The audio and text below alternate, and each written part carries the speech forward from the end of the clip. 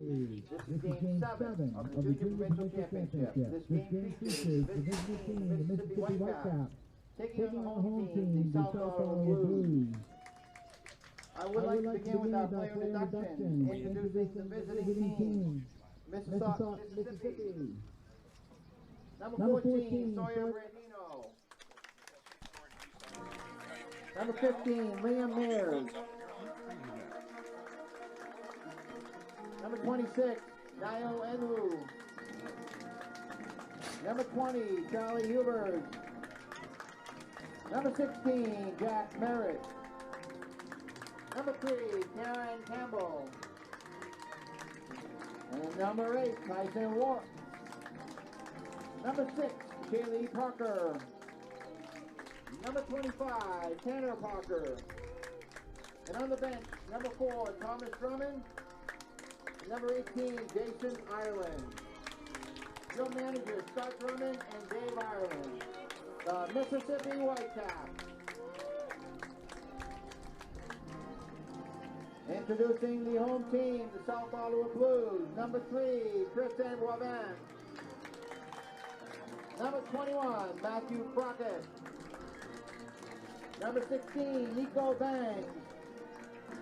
Number 17, Cole Caldwell. Number 50, Drew Crosby. Number 15, Zach Sherwan. Number 8, Jack Stewart. Number 44, Hayden Hopkins. Number 14, Teddy Carita. On the bench, number 4, Carter Dobson. And manager Dave Crockett and Jim Sherwan. Your South Ottawa Blues.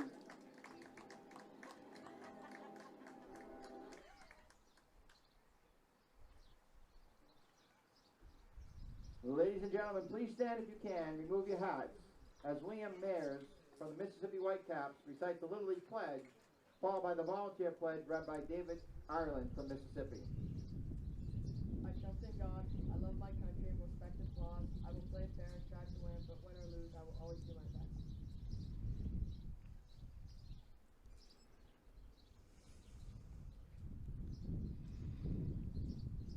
I will teach all children to play fair and do their best. I will positively support all managers, coaches, and players. I will respect the decisions of the umpires. I will praise a good effort despite the outcome of the game. Thank you. Please remain standing for the playing of the Canadian National Anthem.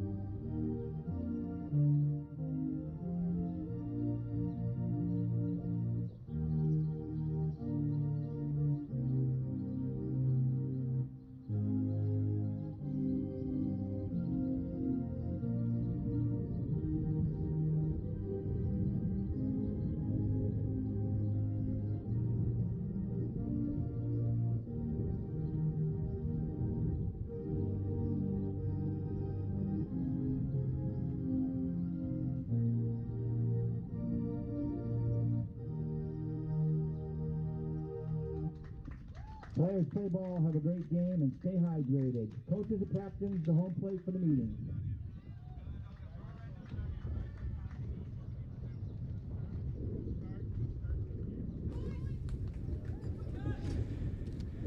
Good afternoon, baseball fans. My name is Nick Regato, and we're here with the 2019 Junior Little League Ontario Championships. This is officially day 3, but this will be the second day of play, as the first day was rained out and has been pushed to the back end of the round robin series. We've got a great game in store for you today. It features the home team South Ottawa Blues against the visiting team Mississippi Whitecaps. Both teams were on the losing end of things yesterday in their games.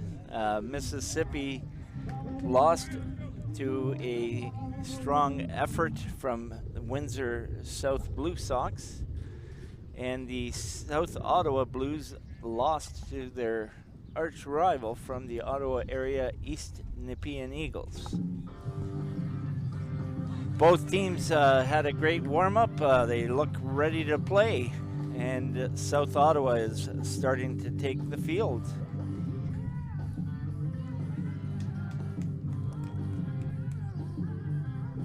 Starting on the mound for South Ottawa, number 8, Jack Stewart. Behind the plate, doing the catching duties, number 15, Zach Schuen.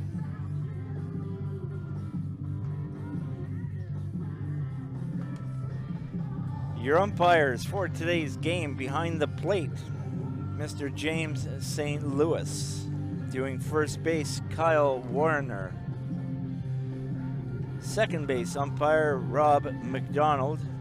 And rounding out the umpiring crew at third base, Kyle St. Louis. Just a reminder that for the Ontario Championship, Little League Ontario Championships, the umpires are all volunteers. They are not paid to be here. They have volunteered their time to ensure that the junior kids have a great experience. Looks like we're ready to start the game. And number 14, Sawyer Brandino, steps into the batter's box. And the first pitch, ball one.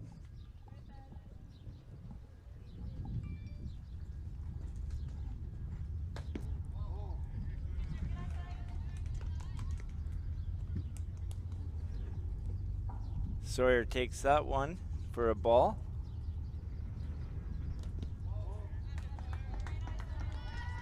Sawyer working the count, 3 balls, no strikes.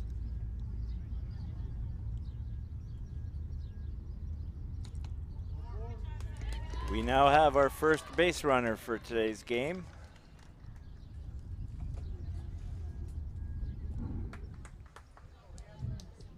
Number 15, Liam Mears. Now coming up to bat, number 15, Liam Mears.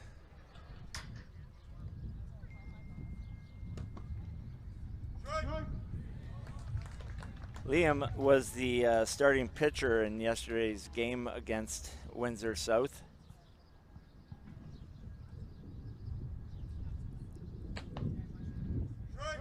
As mentioned earlier, they were on the losing end of things. They got off to a little bit of a rocky start yesterday against Windsor.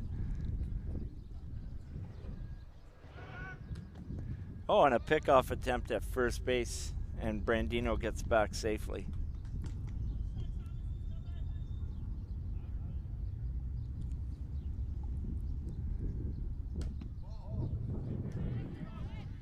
Mears takes that one for a ball. The count is 1 ball and 2 strikes.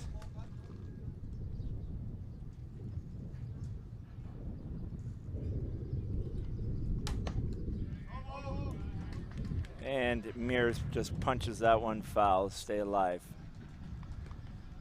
Liam had a great game offensively yesterday. He had 4 plate appearances. And another pickoff attempt at first base. Brandino's back safely. As I was saying, Liam had a great offensive game yesterday for the Whitecaps. 4 plate appearances.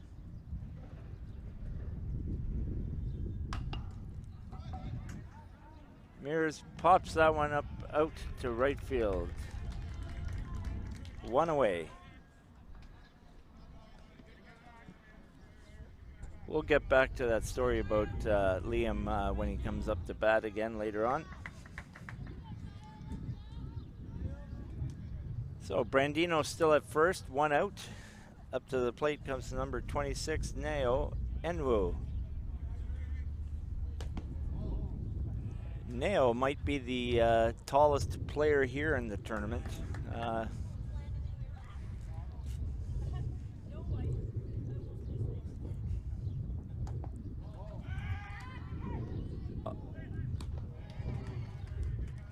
And Zach Schuen, catcher, tries to backpick Brandino at first.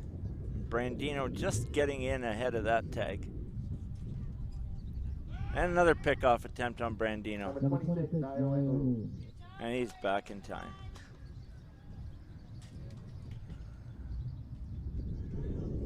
Two balls, no strikes to Nio.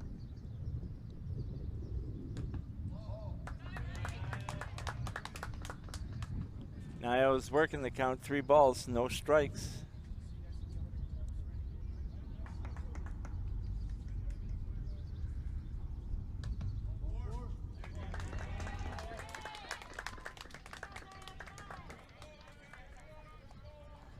We now have runners at first and second as Nio draws the walk. Now coming to bat, number 20, Charlie Huber's looking to cash in a couple of runners here.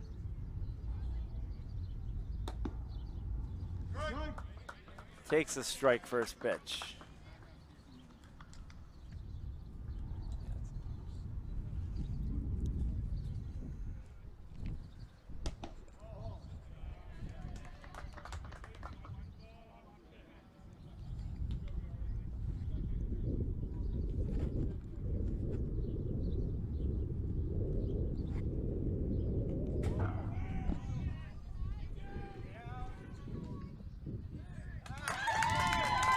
Oh, and you can hear from the Mississippi crowd here that Brandino just got in ahead of that tag at third base. We now have runners at second and third, and Hubers is definitely going to be looking to cash in a couple of runners here.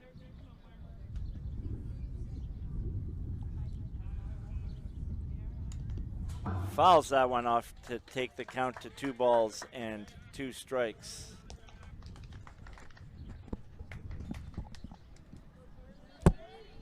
Dave.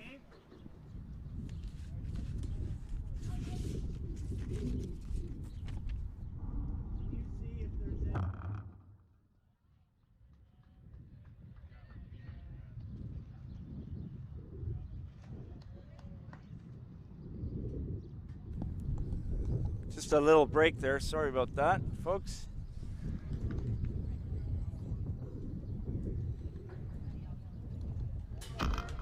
And Charlie takes ball 4, loads the bases. Next pitch is 20.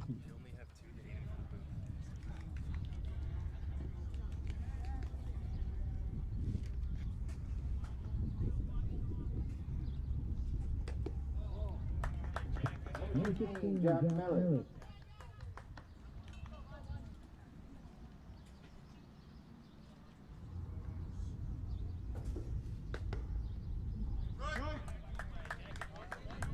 Jack Merritt up to bat now. Count of 1 ball, 1 strike.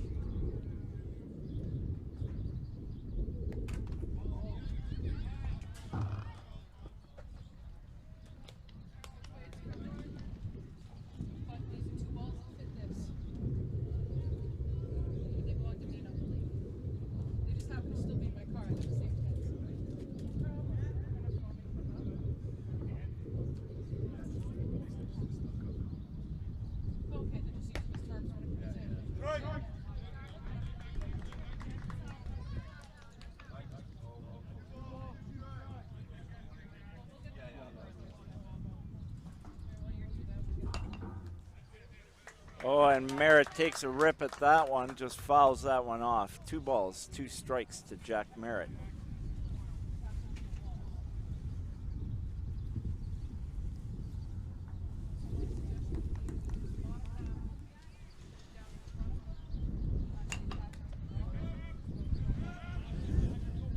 Merritt follows that one out of play.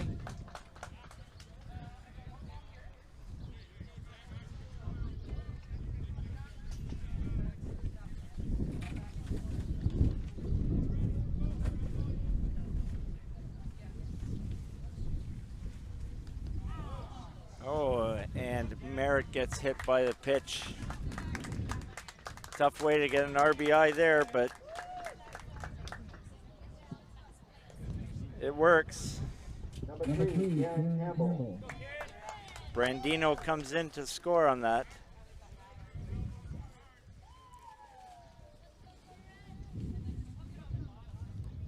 Now up to bat number 3, Kieran Campbell. Got a timeout on the field. Team manager David Crockett out to speak to his young pitcher, number 8, Jack Stewart. Sure there's a few butterflies running around in Jack.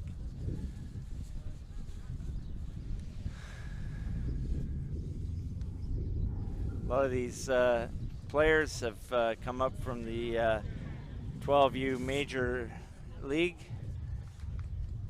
where they used to pitch from 46 feet. Today they're being asked to pitch from 60 feet. So it can be a bit of a challenge for some of these young guys.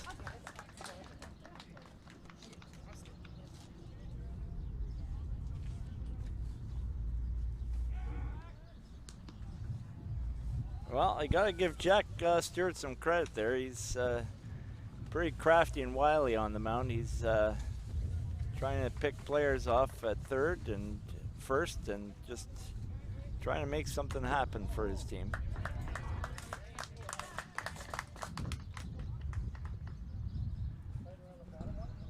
No, just like the tent pole itself. Yeah, well, it'll go all the way up and then it'll become an actual wall for them.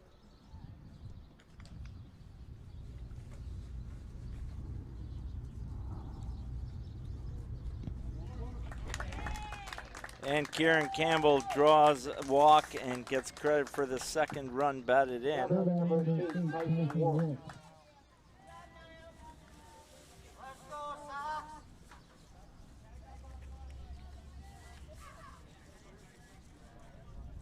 I'm just gonna attach this one. They can pull it up when they need it. And a solid hit out to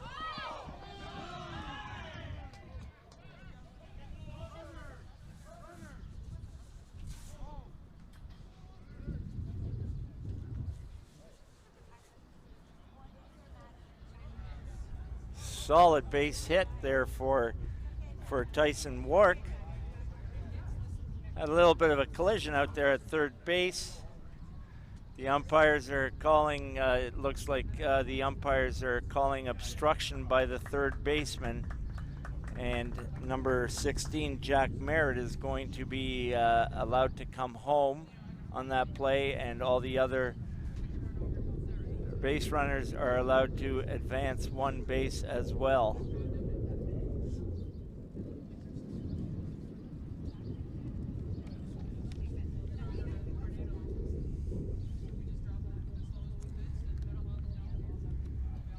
I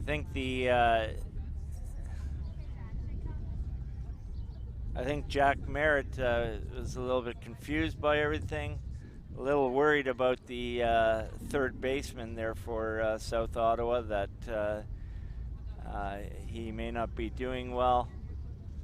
Third baseman came off the field of play looking like as if he just needed to compose himself a bit, and I think we've got him coming back out to play.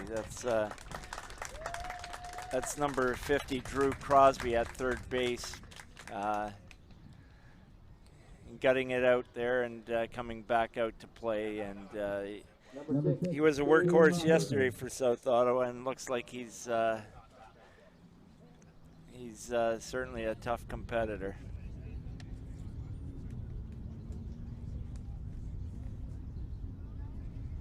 Fans are a little concerned here that there may be a little bit of a little bit of an injury issue with Drew. He's back in the dugout. Not sure if he's going to be coming back out again.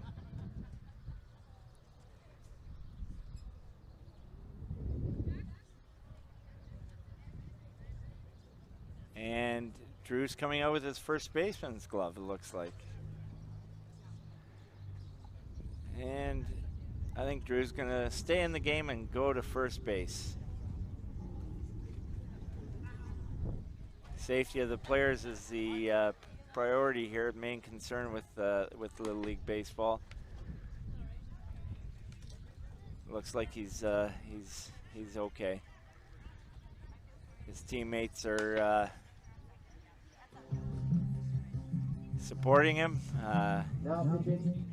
making sure he's okay. Number 16, Nico Bangs.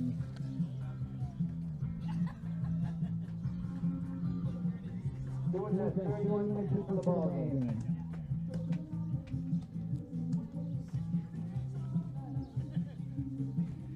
After that's all said and done, folks, we've got a score of 4 runs, 4-0 for Mississippi so far with only 1 out.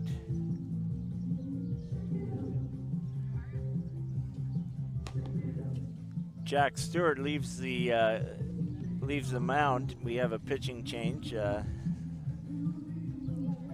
Jack Stewart threw 31 pitches, but he will. He is being replaced by Nico Bangs, number 16, Nico Bangs.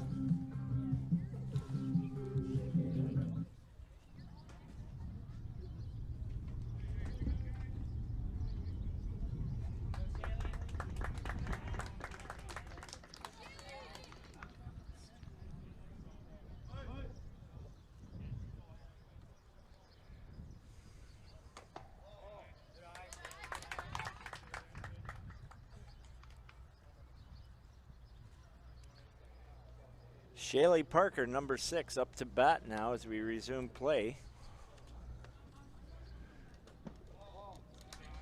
Took ball 1 on the first pitch to her and now has just taken ball 2.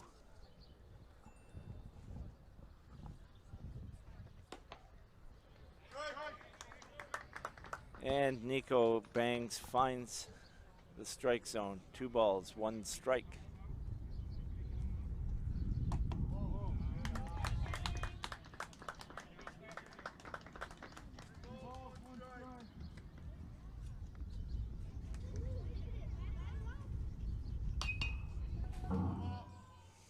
Shaylee fouling that ball off. That one goes off the screening here on the first base side.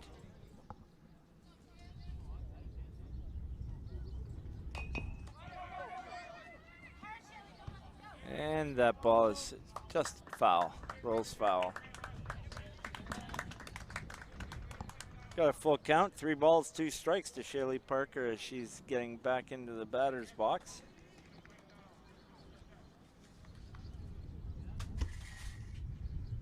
Shaylee's got a neat little bat swing there.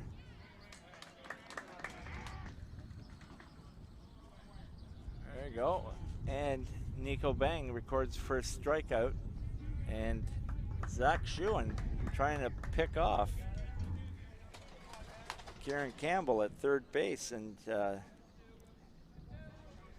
Kieran Campbell is lucky that the third baseman for South Ottawa wasn't ready for it either.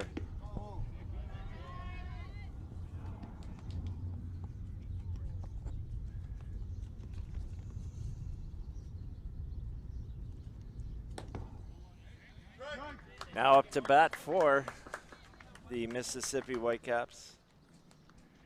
Number 25, Tanner Parker.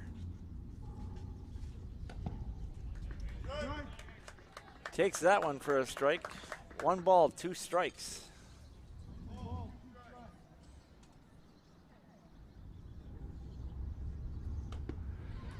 Oh, and he swings at a ball maybe over his head. That ends the inning for Mississippi. They score 4 runs in that inning to get off to a 4-0 lead.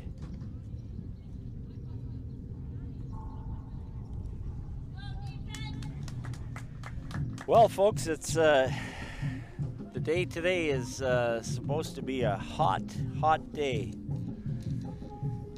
They're telling us that we're going to get over 30 degrees with the humidex warning.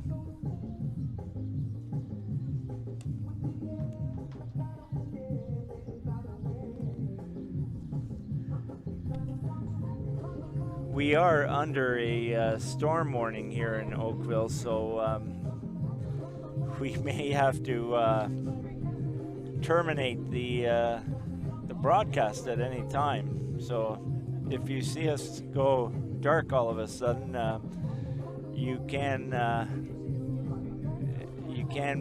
guess that we are in a storm situation.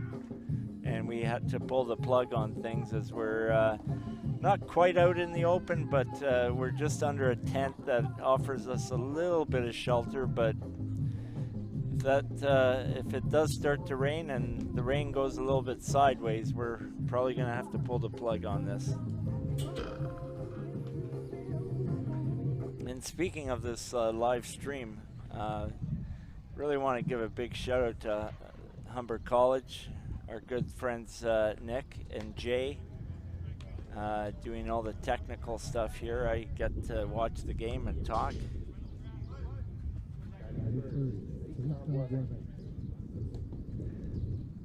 Let me set this half inning up for you. Number 16, Jack Merritt pitching for Mississippi Whitecaps.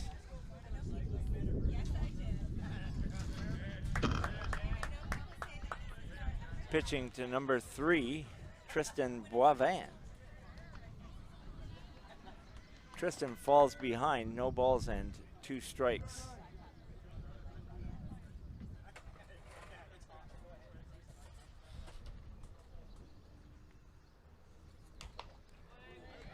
Boivin fouls that pitch off, stays alive.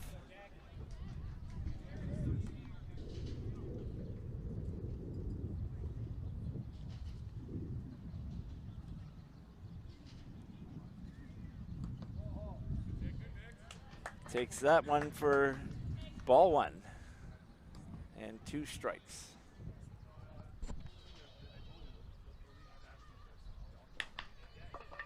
Boivin sharply hit to second base. Shaylee cannot get in front of that. Boivin is on base with a single. Number 21, Matthew Crockett. Now coming up to bat, number 21, Matthew Crockett.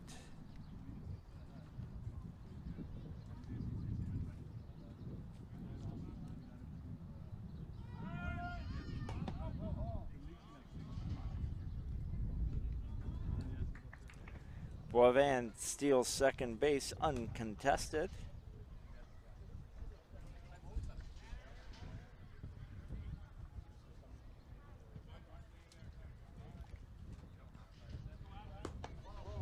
Crockett showing bunt, but pulls back on that pitch that was just outside. So we've got 2 balls, no strikes to Crockett.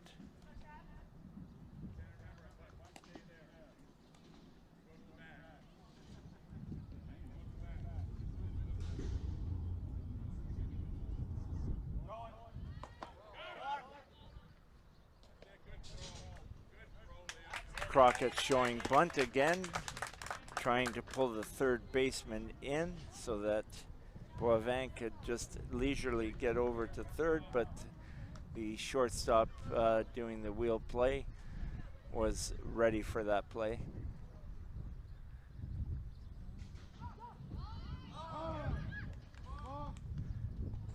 Oh, and Boivin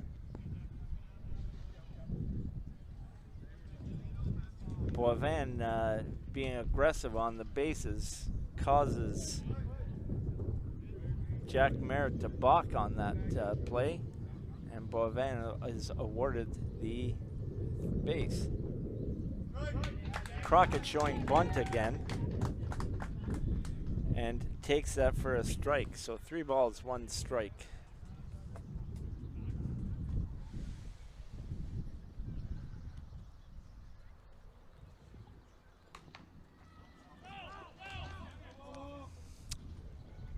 Oh, and Crockett hits that one off of his foot. He's hobbling around a bit, trying to shake it off.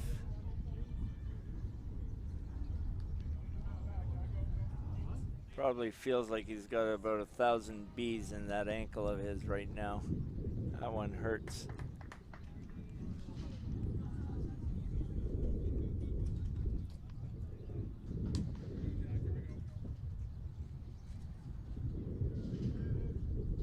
Full count. Crockett back in the box. And Merritt to the plate. Foul ball.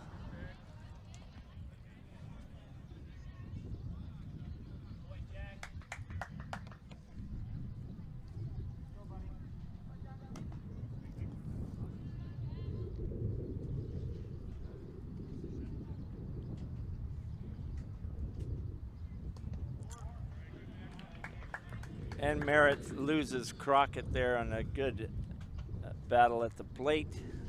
Crockett takes a walk. Coming to the plate, number 16, Nico Now Banks. putting base runners on the corners for South Ottawa.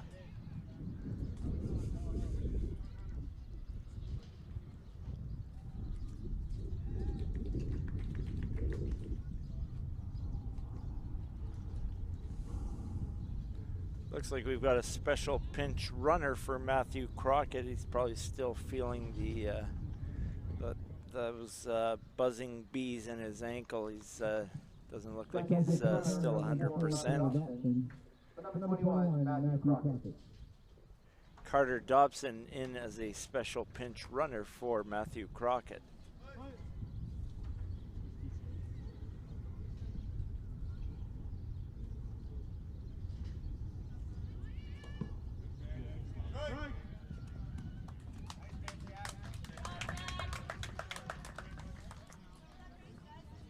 Carter Dobson down to second base, uncontested.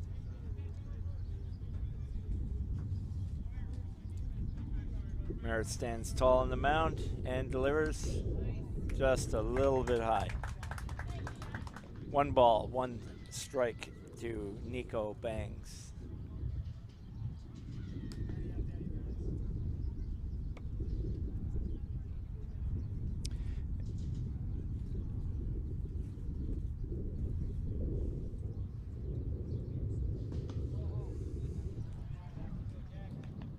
Nico Banks, I'm going to go ahead and say it. I think that's one of the greatest names here at the tournament. I think that's a great baseball name. Nico hits one out to center field and a great catch by the center fielder. He comes home. And Boivin scores ahead of that throw from center field. But Tyson makes a great catch out there in center field. Now batting number 17, Cole Caldwell. And good job by Nico Banks to get that run in.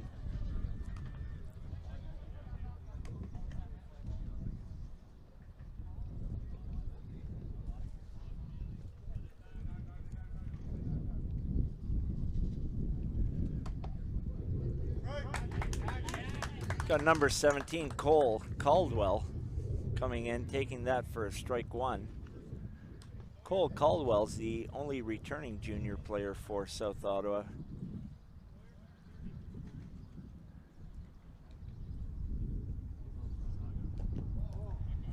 He was on the 2018 South Ottawa junior team that hosted these provincial championships last year on Ron Milk's field.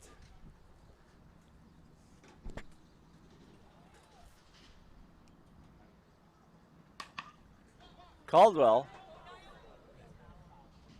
hits a long fly ball, just foul. As they say, that's Only a loud strike. But Caldwell displaying some power there with a wood bat.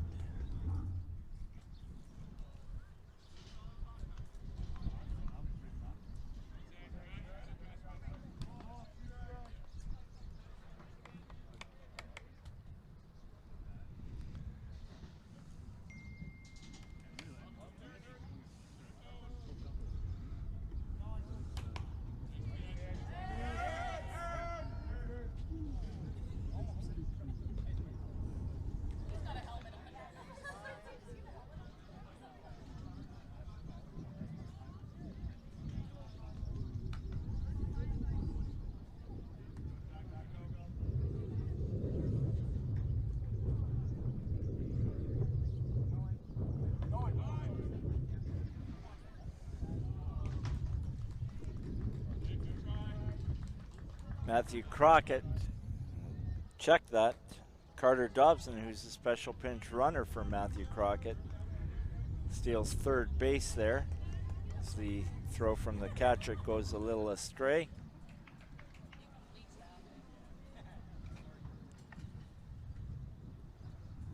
Merritt comes set. Ball two, just low. 2 balls, 2 strikes. And it looks like we've got a little bit of a smoky field here. The barbecue is blowing across the field right now, the smoke from the barbecue. Caldwell battling up there, hits that one and goes foul. 2 balls, 2 strikes to Cole. Cole, one of the taller players as well in this tournament, but I think Nayoenwu from Mississippi's still got 1 or 2 inches on him.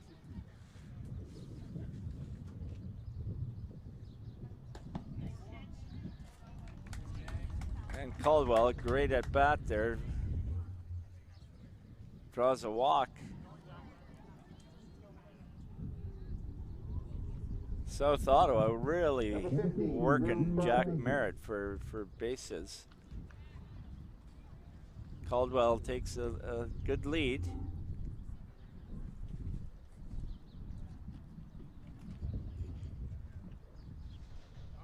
Caldwell's off to the races. Down to second he goes, uncontested, stolen base.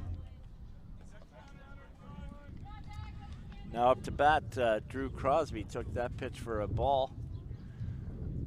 Drew was yesterday's starting pitcher for South Ottawa against East Nepean. Threw 61 pitches yesterday. Crosby fouls that off.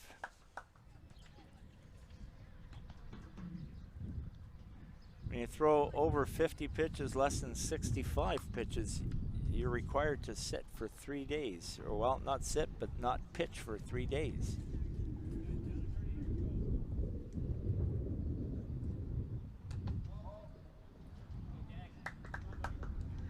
So if Crosby is to pitch again in this tournament, it wouldn't be until Monday that he'd be eligible to pitch.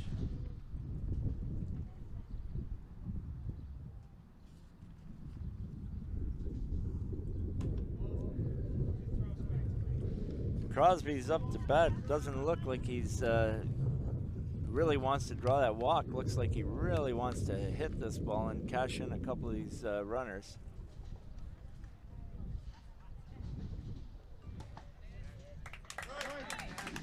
Crosby takes that curveball for strike 2. We now have full count, 3 balls, 2 strikes to Crosby. Merritt nodding his head at his catcher. There you go, here's the pitch. Crosby hits a ground ball, 6-hopper to shortstop. Shortstop makes a throw to first and scooped up by the first baseman for a nice play to record the second out. Coming to the plate, number 15, Zach Sherlock.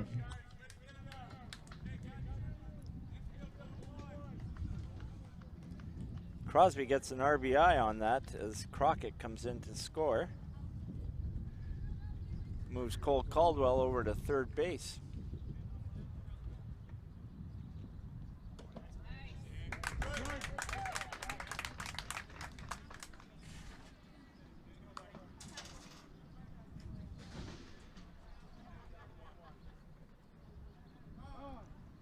time is called.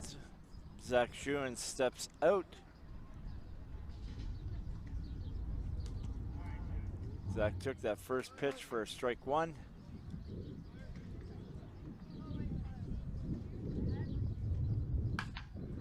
Zach hits a three-hopper to second base to Shaley. Throws over to first, and the first baseman picks it out again for the third out of the inning, holding South Ottawa to just 2 runs in that inning. At the end of 1 complete, we have a score of Mississippi 4, South Ottawa 2.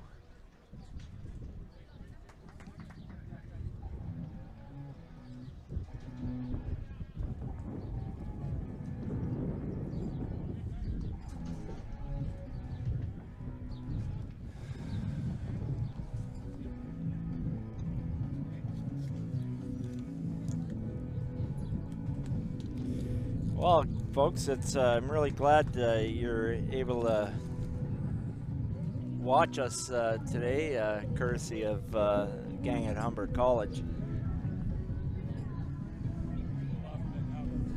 It is a bit of a windy day, and like I said, there are some weather warnings all around us here in Oakville.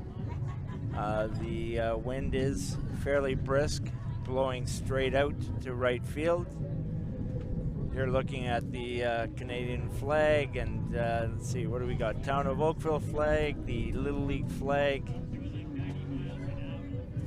and the provincial Ontario flag, of course, all blowing out strong, straight out to right field.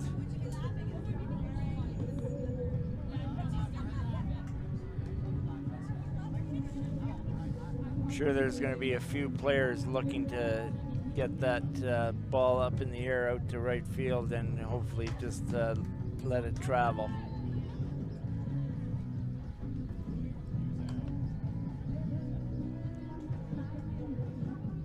Number 16, Nico Banks for South Ottawa, is coming back out to pitch. He's just completing his warm-ups. Zach Schuen behind the plate throws down to second. Umpires clean off the plate. Looks like we're ready to start this inning. And the home plate umpire calls the batter to the plate. Here we go.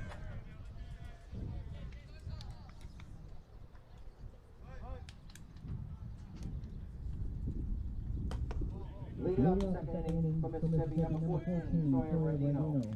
Sawyer Brandino starting off this inning. Draws a ball on the first pitch. Strike one. 1 ball, 1 strike to Sawyer. Sawyer Brandino is the leadoff batter.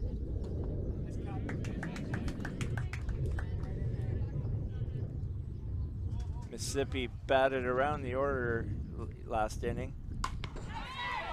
Brandino hits this ball to second base as he hustles down to first, and he's out by a step or two.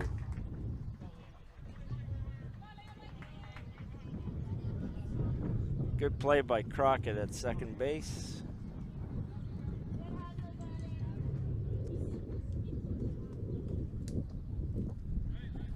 Now Liam Mears comes up to bat.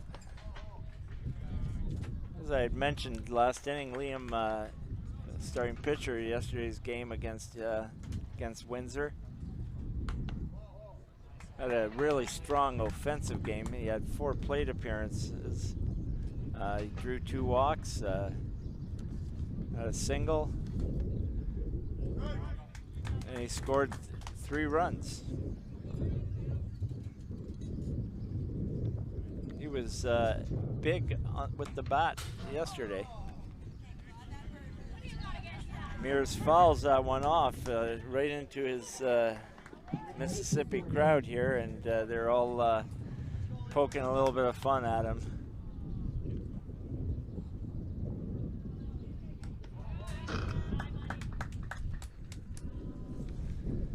Three balls, 2 strikes to Liam. Liam looking to get on base here, and there's ball 4. Liam scoring 3 runs yesterday for Mississippi. A lot of it was because of his base running ability. Has good speed on the bases. Takes a small lead off right now. Nico bangs a big, strong lefty.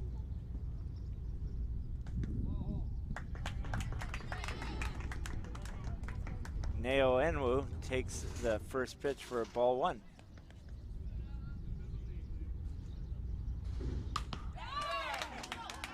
Enwu puts this ball up into the air to right field, and the right fielder camps under that one for the second out of the game of the inning.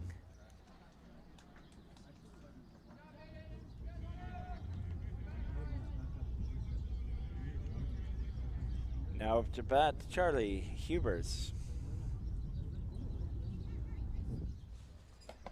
Charlie walked in the first inning and scored a run.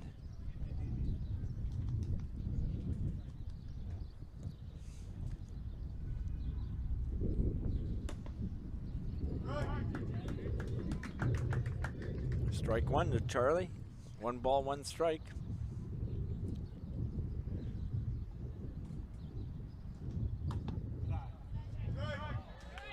Oh, strike 2, catches the top of the strike zone there.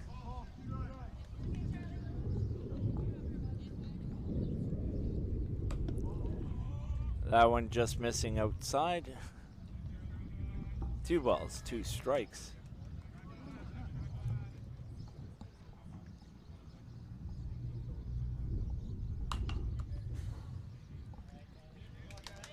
Charlie fouls that one off.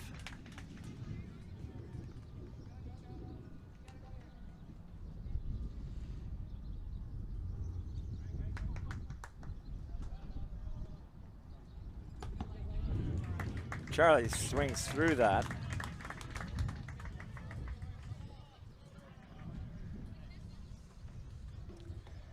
That's 3rd out of the inning for Mississippi. Strand 1 runner and no runs scored.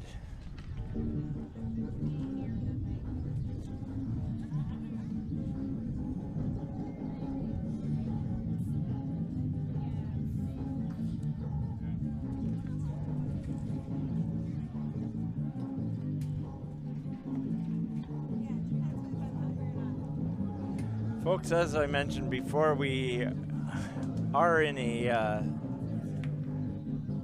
weather warning of some kind, and apparently there is some weather happening all around us. Some rain, possibly even thunder and lightning. So in the case that we encounter thunder, lightning, the game will stop immediately. We'll most likely have to stop the broadcast at that time as well. So if you see things go dark and we're unable to tell you what's going on, it's basically we had to pull the plug really quick. We'll do our best to keep you informed, but if we do go dark, please check in with us periodically to see when we are back up. Obviously, if there is a thunder or lightning, occurrence, it'll be at least a half hour before we can resume play. So please check in with us periodically, and we'll do our best to keep it going for you.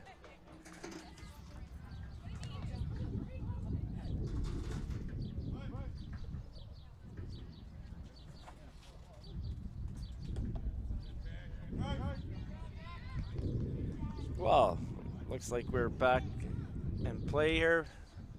Merritt still on the mound for Mississippi. Mississippi leading 4-2. Merritt's next pitch is going to be his 35th pitch.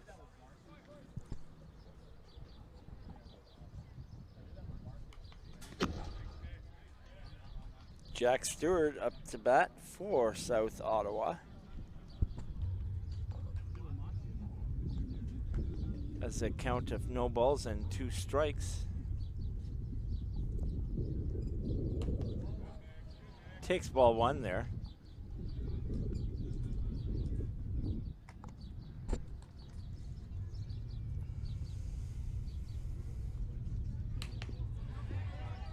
Stewart hits that ball to third base. And the throw is just wide of first base.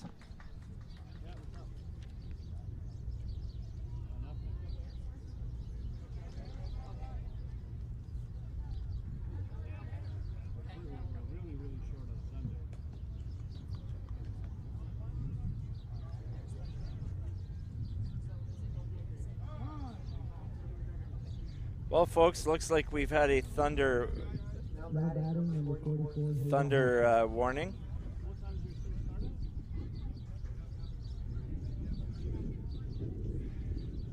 As mentioned before, once we hear thunder or see lightning, here's the announcement now. Players are being told to get off the field now. Players are also being asked to leave the dugouts, to evacuate the field of play, and to seek shelter. Folks, we are at least 30 minutes away from resuming this game. That would mean at least 1:15 before we can come back and play. Please understand that every time there is thunder and there is lightning, it is 30 minutes from the time of that sighting. So if we do encounter more thunder, more lightning along the way, it will be 30 minutes from that point. It could be an extended period of time. Hopefully this passes through quickly and we can get back to the game. We're out for now. We'll see you hopefully in about half an hour.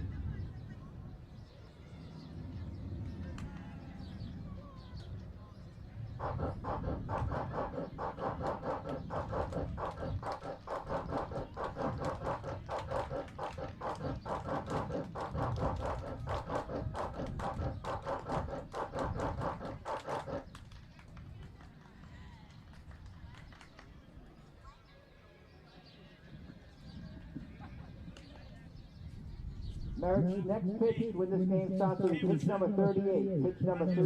Anybody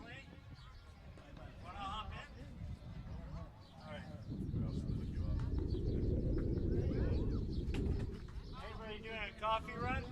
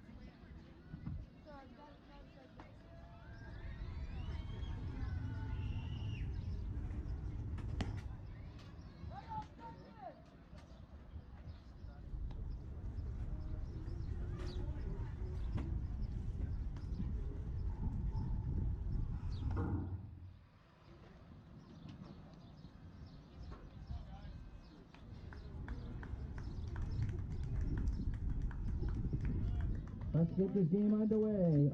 Coming to the plate, number 44, Hayden Hopkins.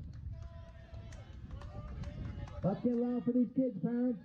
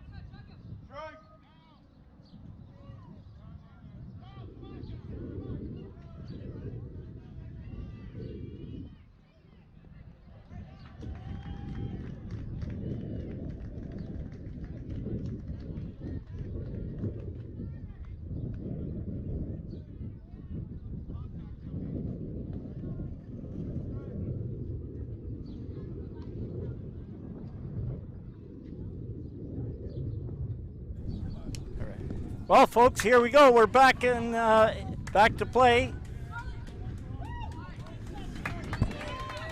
We've resumed after, let's see, almost a 2 hour and 15-minute delay.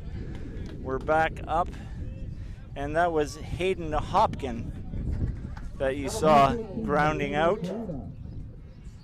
Now coming up to bat, Teddy Carita is still up. Let me reset what's going on here. We have Mississippi leading 4-2. Carita showing bunt but pulls back. So we've got a score of 4-2. South Ottawa is up to bat in the bottom of the second inning. And we've got Jack Stewart on third base. And we've got one out in the inning. And I am fortunate that we had that delay because we have added a color commentator to the booth. Going to introduce Jameson Higa to you right now. Hey guys, glad to be here. Glad that this game's finally underway. I'm really interested to see what kind of baseball these teams will bring. This is going to be my first time watching these two teams live. Yeah, it's like I said, we had a little bit of thunder and lightning rolling through. A bit of rain, but the town stepped in to help us get things cleaned up, tarped up, taken down, tarped again, and then taken down again. So looks like we're free and clear, hopefully for the rest of the day, and we can get those other two games in, Jameson. We've got Tristan Boivin coming up to bat now.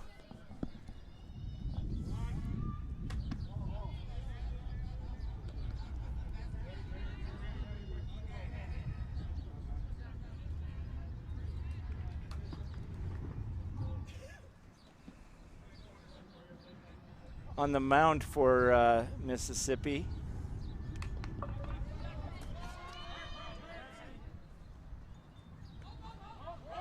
Boivin putting a bunt down.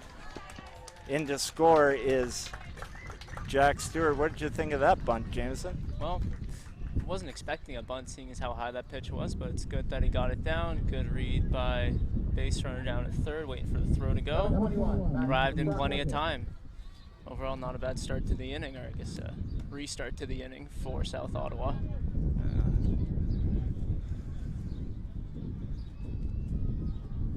Jack Merritt on the mound for Mississippi. Jack Merritt looking at the runner.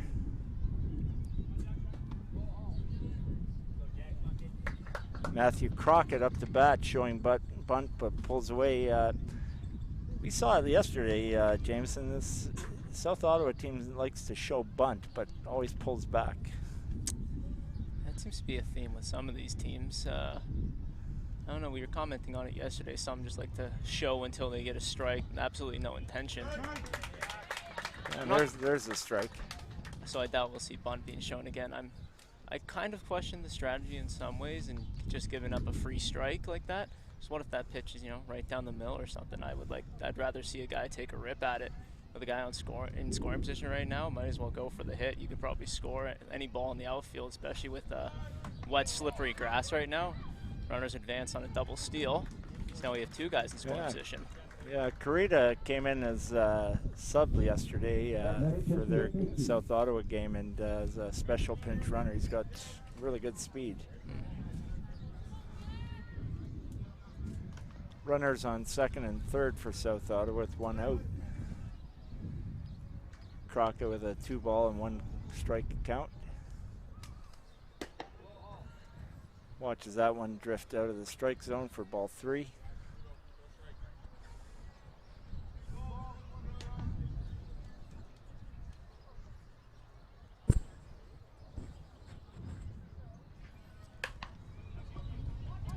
Looks like he was swinging ball 4 there. And a play at home plate.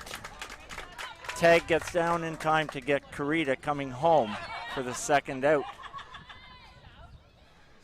That was a nice play by the pitcher. Well, I've been impressed probably 3 times now with him this inning. I know that second play he hit the field, he didn't get the out at first, but he seems to get down off the mound well. That first ground ball to get the first out of the inning, he held the runner well at third, got the play at first, and he's certainly been busy. I mean, no doubt he's warm now after that rain delay. Yeah, no, he's showed good instincts for sure. Did he start the game before the rain delay? I wasn't here for the start. Yeah, he started the game. I'm not sure what his pitch count is, but I think he's going to be somewhere around 45 pitch count right now. I'm sure that we'll hear his pitch count announced soon. The local folks here, the public address announced thresholds on the kids, so.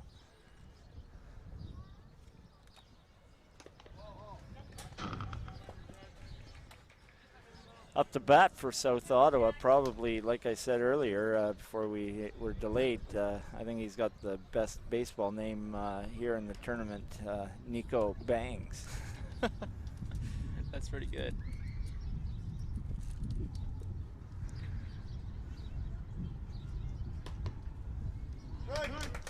Nico Bangs has a pretty upright stance as a batter. Can see he's closed off as well. Wonder if he likes shooting balls in the left center gap based on the outfielding position. Left field is really hugging the line right now. So if he could just poke one over shortstop, he could score 2 easily. It'd be too far for any fielders to get to the ball. Yeah, first inning he came up and he flew out to left center, so you're probably right there. Bangs with a full count. Let's see what Merritt throws to him.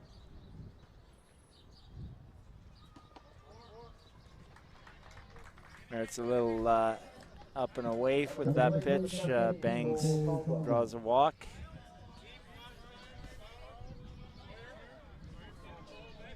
Bases are loaded for Cole Caldwell.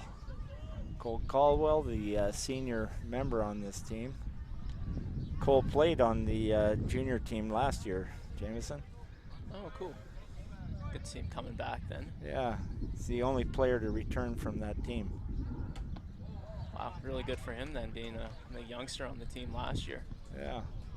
Well, seeing our own guys, like when they, the second year, you can really see a lot of growth between them. If they start out young, it's always a good sign.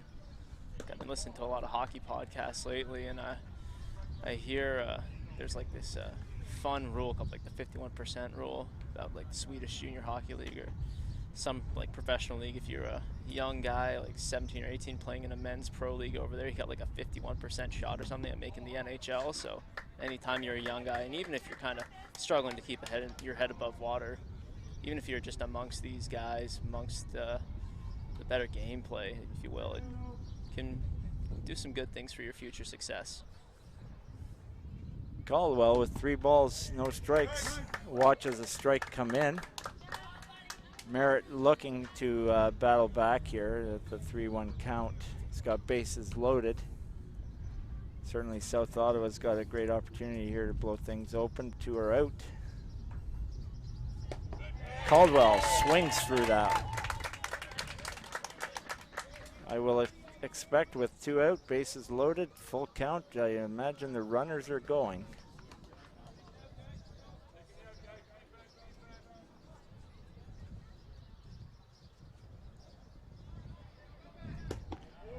Oh, and Caldwell watches that, draws an RBI on a walk. Good eye there on that high pitch. Sometimes those high pitches are a little tough to determine whether they're going to be called balls or strikes, but Caldwell being a taller guy, taller guys will usually get the benefit of the doubt on those kinds of calls. Now coming up to bat for South Ottawa, Drew Crosby, like I mentioned earlier. Drew started the game against East Nepean yesterday. Threw just over 60 pitches yesterday against East Nepean.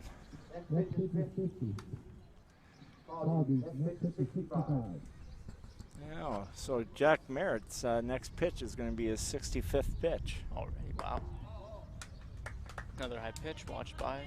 I've noticed so far that batters 3, 4, 5 for South Ottawa haven't gone with the show bunt until take a strike strategy. I wonder if that's just something that coaches will do for any hitter that's outside of the primo positions. Yeah, you know, I kind of agree with what you said earlier, right? You know, it's hard to just take that perfect pitch for a strike, you know, and especially you got bases loaded, maybe the only good pitch you get to really swing at. Yeah, like I know that Mike Trout, you know, for his career has only swung at 3.6% of all first pitches, but unfortunately we're not all as good as him, so you can't just like take, you know, strike 2 or look for what could be strike 3 buried in the dirt and still be able to golf that one out of the ballpark. Yeah, definitely. So, see, we're 2 balls, 2 strikes to Drew. Merritt checking all the runners. Here he comes with the pitch. Crosby pops it up, foul territory. Catcher comes to it, but can't get to it.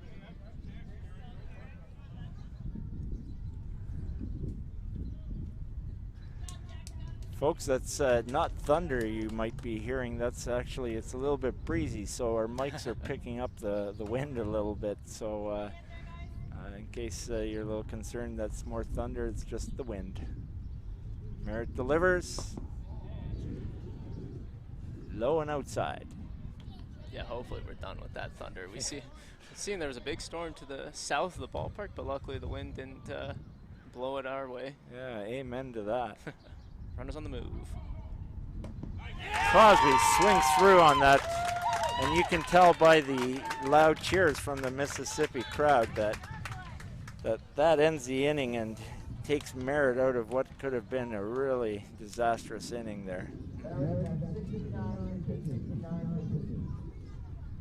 Just announced Jack Merritt finishes at 69 pitches. Actually, I shouldn't say finishes. He still can come out all the way to 95 pitches.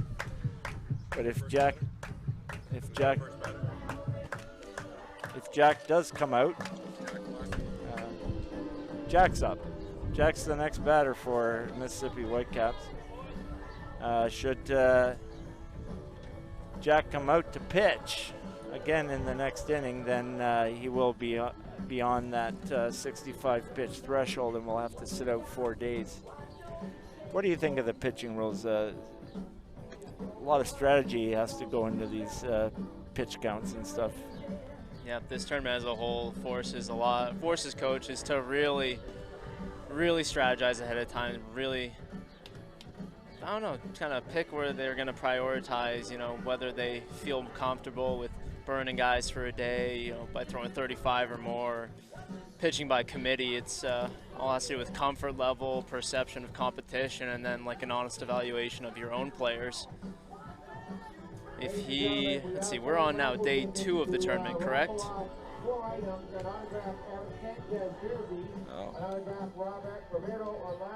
Oh, we're just listening to the public address system here. Seems that the host Oakville Little League is raffling off some amazing prizes. They've got an autographed Aaron Sanchez Blue Jays jersey. They've got a autographed Kelly Gruber photo framed. And they also have a full set of Rawlings catchers equipment valued well over $300. But for me, the real prize is the autographed Robbie Alomar Hall of Fame ball. So if you're around here, guys, come on by and grab yourself some raffle tickets, and you never know what you could win. Well, we're into the third inning here. Top of the third inning. Jack Merritt is up to bat. Got Nico Banks still on the mound for South Ottawa. Got a count of 1 ball and 2 strikes.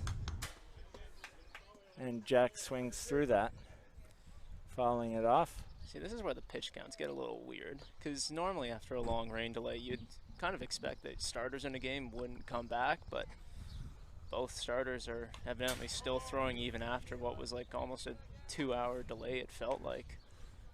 So it just shows that, as we just heard, next pitch will be 35. So yeah, this could be his last batter of the day if South Ottawa wants to use him 2 days from now. Exactly. Just shows how important that all pitches are. Like, you most likely won't see many pitchers finish days in the middle of pitching milestones. So these milestones being 20, 35, 50, 65, and 95. So with, I'm sorry, what was the Mississippi's pitcher's name again? Jack Merritt. Jack Merritt. So yeah. We heard last inning he finished his second inning at 69 pitches. I'm not sure if he finished that in the middle of a batter, so that would revert back to 65. But if not, if he's already at 69, he could very well just go up to 95, or until he gets too tired to throw, seeing as he's already met the maximum threshold, and he'll get the most amount of days off allotted. Kieran Campbell up to bat. Kieran Campbell's got 1 ball, 1 strike against him. Watches strike 2 come through at 1 ball and 2 strikes. Jameson, you weren't here for the beginning of the game, and Nico Banks throws one past Kieran Campbell there for strike 3 watching. Nico Banks doing a great job. As I was saying, Nico actually didn't start the game. It was his teammate Jack Stewart that started the game and gave up the 4 runs. Oh, really? So Nico's actually come in and done a great job. Folks, I understand we've got a little bit of a video problem. We appear to be a little bit frozen. Look at that. You can see all 4 seams on the ball right there. Yeah, quite the picture. So great screensaver. So a little bit of a video delay here, but we'll keep you going with the audio part. Hopefully you can hear me. That was number 8, Tyson Wark draws a walk. Mississippi hoping to get something happening with 2 out. And the first substitution comes in for Mississippi. Entering the game, number 4, Thomas Drummond, for number 6, Shaylee Parker. We got number 4, Thomas Drummond, coming in to bat for Shaylee Parker.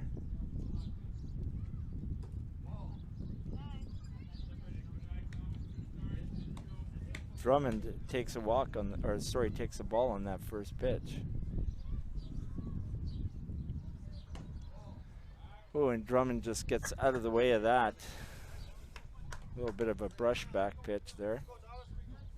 Sure, nothing really intended there. Just got away from Bangs. And he catches the outside corner. With Bangs being a left-hander, it's keeping Tyson Wark close to first.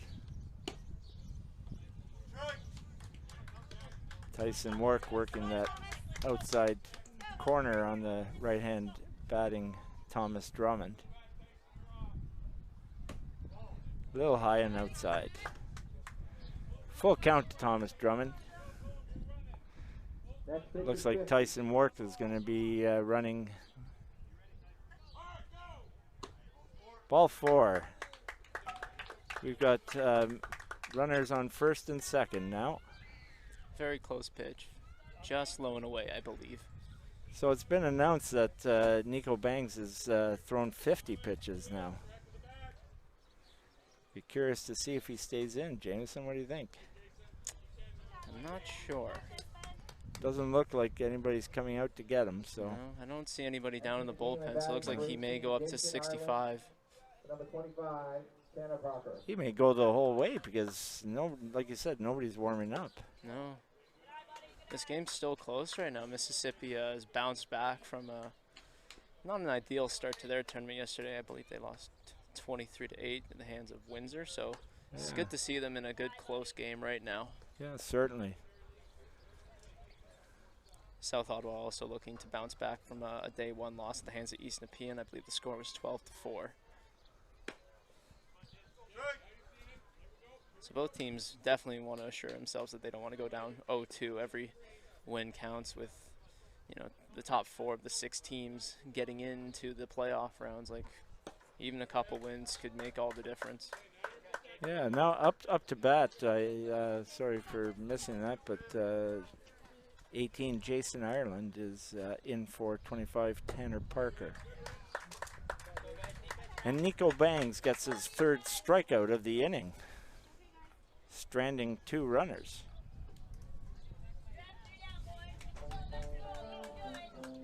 Bangs finished the inning with 55. Looks like, video's back up now. Thanks to our tech guy for solving the issue. Nico Bangs finishes that inning with 55 pitches. Shout out to our partners from Humber College.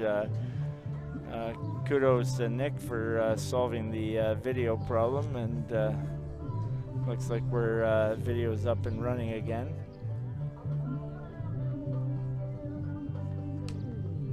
That's good. I wasn't ready for radio yet.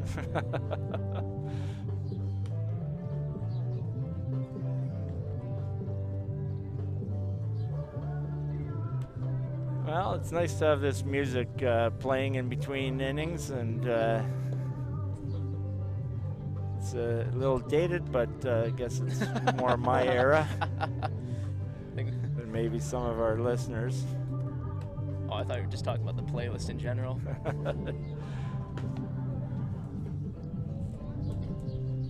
Still got Jack Merritt. Looks like he's going to go the distance.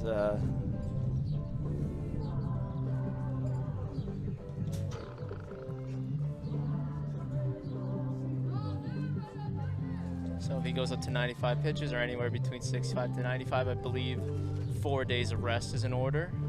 That's right, 4 days, so Saturday, Sunday, Monday, Tuesday, he would be back for a championship game if that was the case. As mentioned earlier, we did have our first day of the round robin rained out, and that day's pushed to the end of the round robin portion, which is Monday, therefore pushing the semi and the final out a day as well. Merritt delivers ball 1 to Jack Shewan.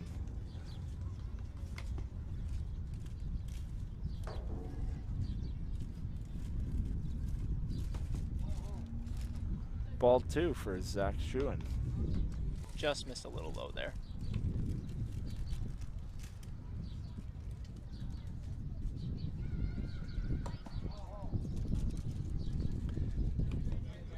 Big shout out to our volunteers here.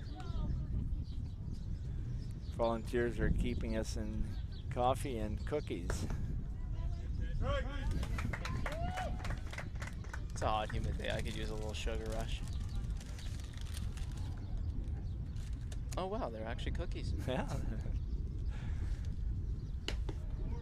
Shewan brushed back a bit there on that ball 4 pitch, but draws a walk. You got cookies, I got a donut. You want to trade? Kind of like that. Number 8, Jack Stewart.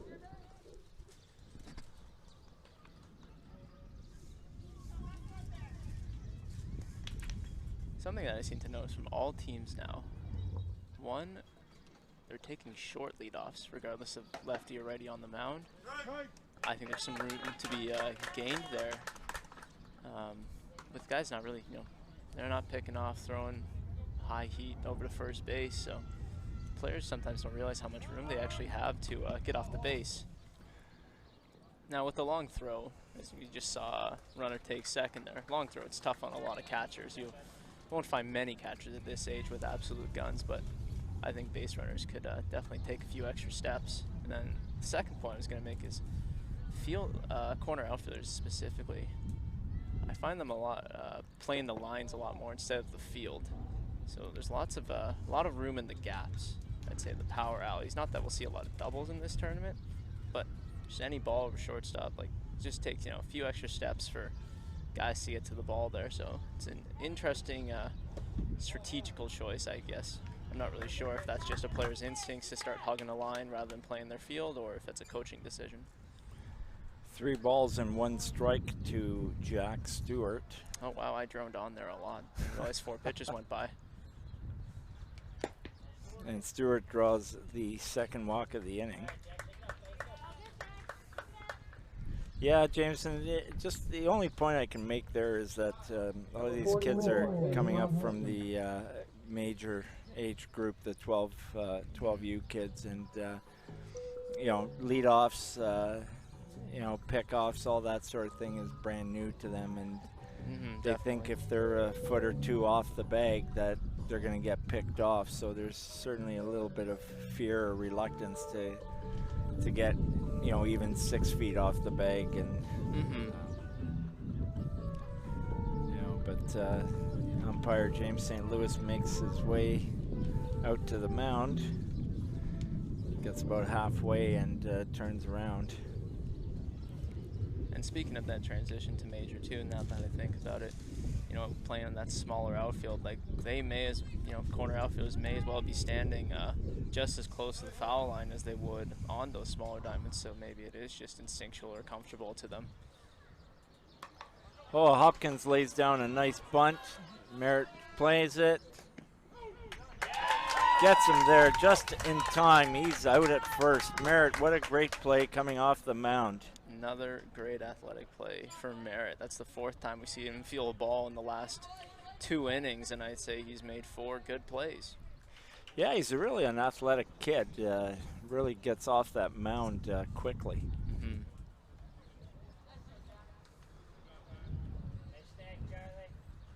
Entering the game and batting number 4, Connor Dobson. For number 14, Teddy Carita.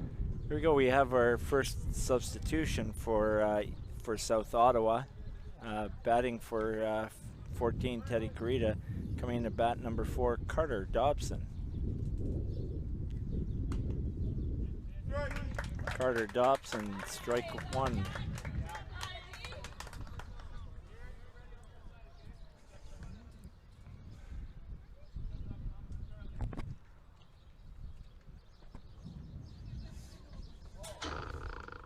Very wild. Yeah, Merritt really losing the handle there. No damage there.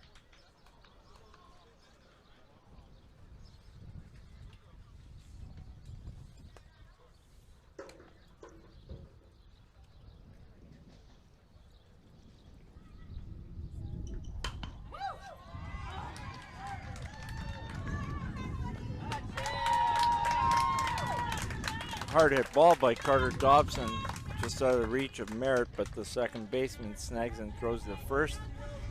But that plates a run. Jack Schuin comes in to score. That was one of the better hit balls that we've seen so far. So far, yeah. Came off on a line. I think it was a little bit jammed, but deep enough to the right side of the field, and it got the job done to score again. I think South Ottawa will gladly take an out for a run in this case. At least batter gave it a chance. Yeah, it looks like South Ottawa's picking away at runs here, whereas once Nico Banks came in, it looks like he shut the door on Mississippi. So.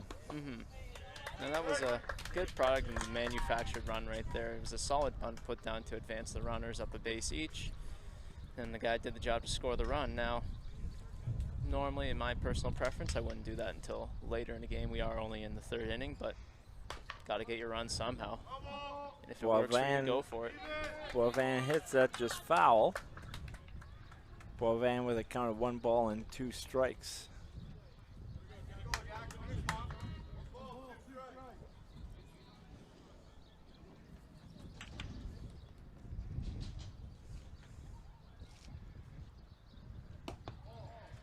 Boivin watches that one just outside and high.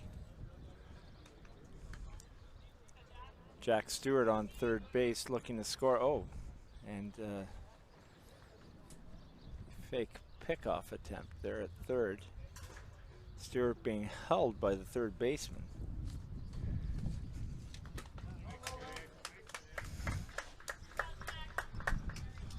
Boivin's the leadoff batter for South Ottawa today.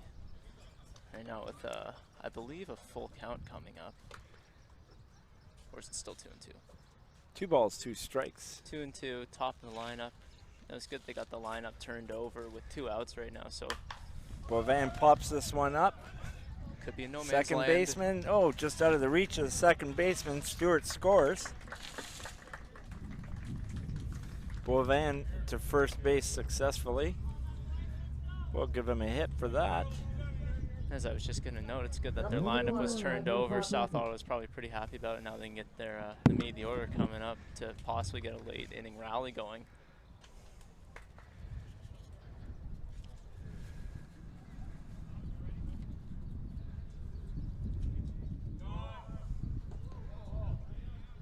Boivin being a typical leadoff runner or leadoff batter. Steals second base. Another guy in scoring position with 2 outs. See if Crockett can put bat to ball and score another run for South Ottawa. Left fielder really hugging the line right now. Crockett showing that bunt again, but pulling away. I think the left fielder might be shading over now towards third base because he saw how aggressive that Boivin was stealing second there, so he's already anticipating he may have to back up the throw to third.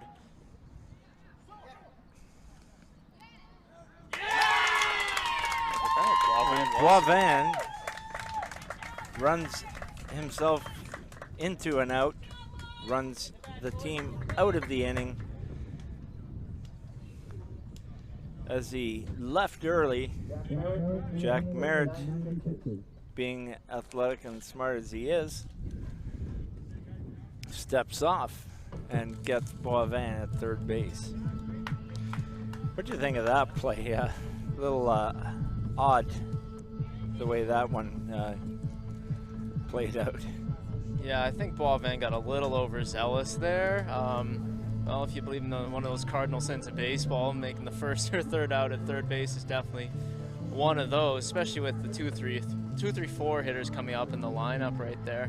Obviously no guarantee you get to 3 and 4, but still your better part of the lineup. But I understand that he's an aggressive player already. Just I'm seeing him only do 2 plays there, but I think he just got a little too antsy himself.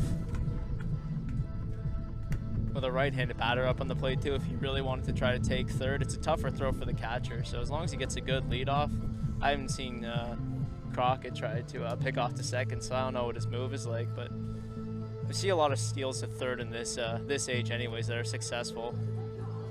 So I think if he were just a little bit more patient, he may have had a chance.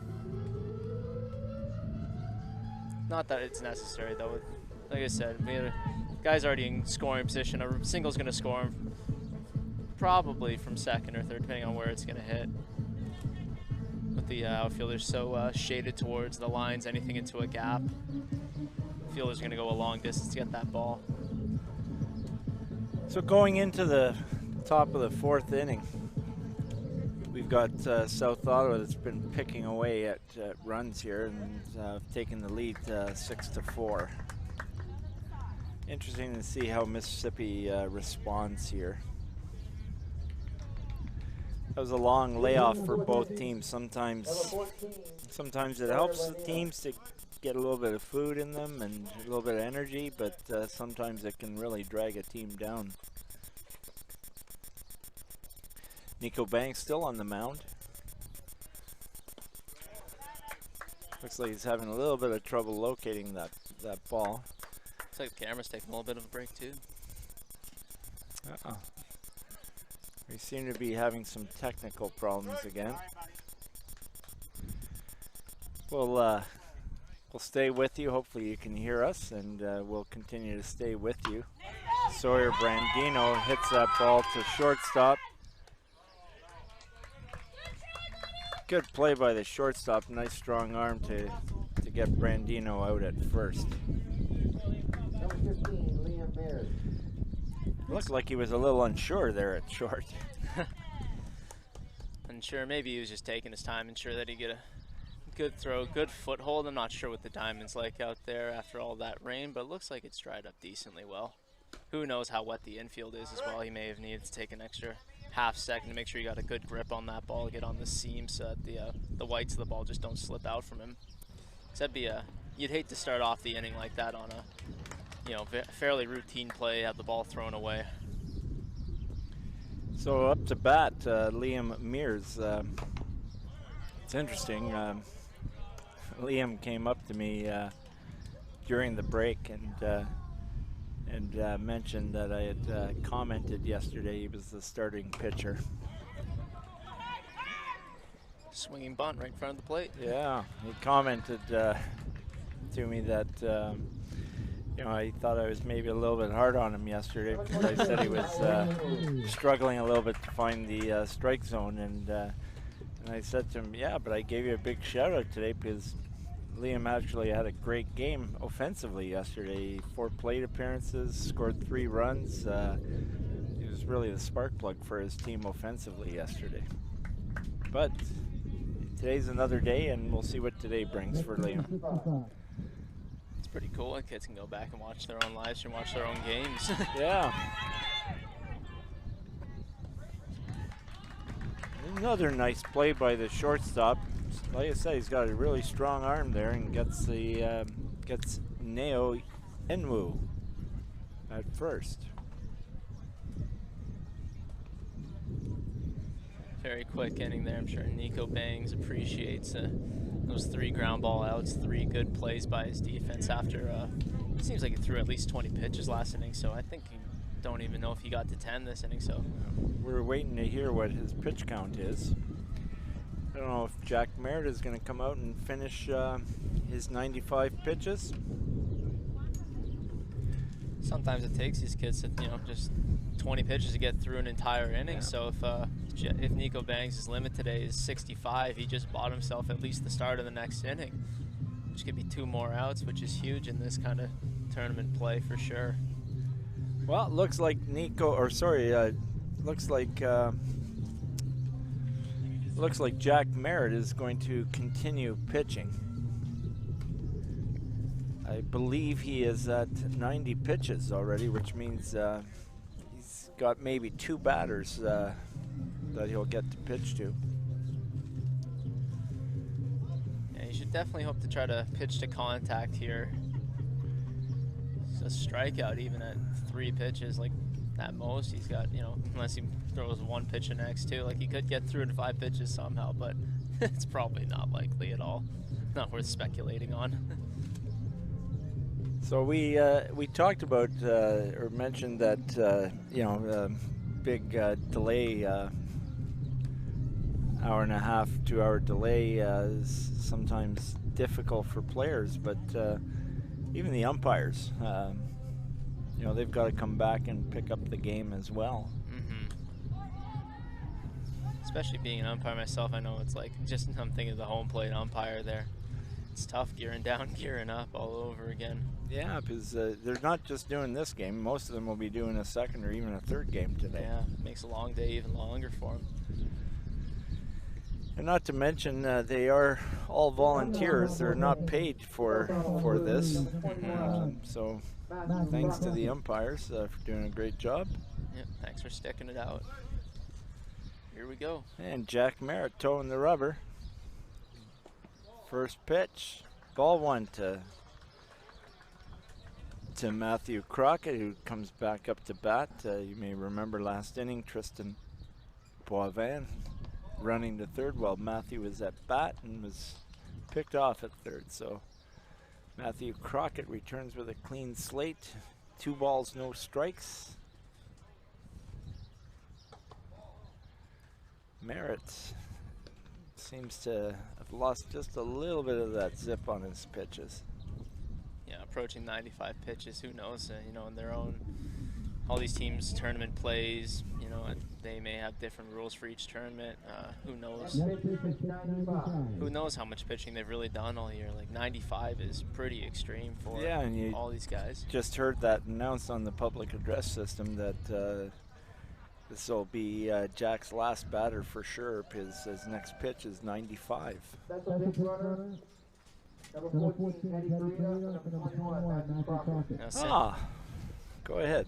since all these teams are Little League teams, they're required to play in their own house leagues, and at junior age, I believe the limit for pitching in a game is 2 innings. So at most, maybe in their own house league games, these guys have thrown 40 pitches max unless the innings really gotten away from them. So endurance is definitely tested at these kinds of tournaments.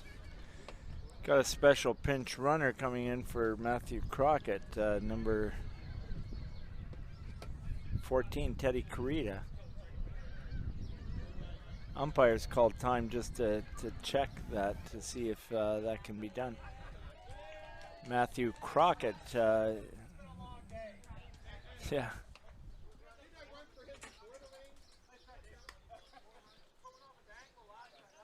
We'll have to double check that substitution. I thought, oh, looks like Matthew Crockett's not being substituted as a special pinch runner, because he was in fact, did have a special pinch runner in the first inning. He took a foul ball off his ankle, if I remember correctly. It was about 2.5 hours ago, so he did take a foul ball off his foot, and wasn't a little bit of discomfort. Maybe it's still bothering him. Well, I could believe it. About a week and a half ago, one of my own players nailed me in the ankle with a changeup, and my ankle is still bruised. So yeah, I wear a tensor bandage every day to work since that to keep the swelling down. So I believe it if he's still hurting. But the rules state that you are only allowed, as a player, you're only allowed to be a special pinch ran for once, and the team gets 2 in an entire game. Again, a little bit of strategy unique to Little League. Yeah, these special pinch runners are a lot of fun. Allows for a little bit more flexibility. In the spirit of Little League, you know, lets players get into the game a little bit more.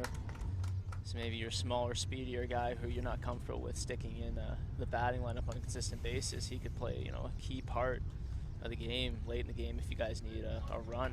Throw him on for maybe one of your slower guys if they're one of your better hitters. Or even if they're not one of the better hitters, just having extra speed on the bases always matters, because stolen bases are a huge part of the game at this age. Banks tried to call for time there, but home plate umpire wasn't granting it. Well, it looks like Nico got a bit of a break then there, taking a ball.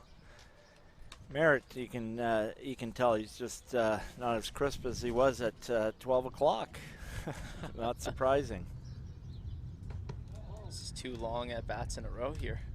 It's a long day for Merritt. Yeah, Merritt knows this is his last batter, so he's cutting it out there for the team. 3 balls and 1 strike to Nico Banks.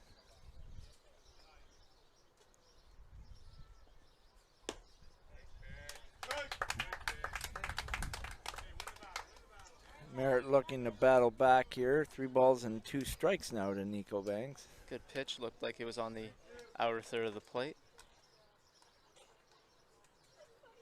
Ball in play would be huge here.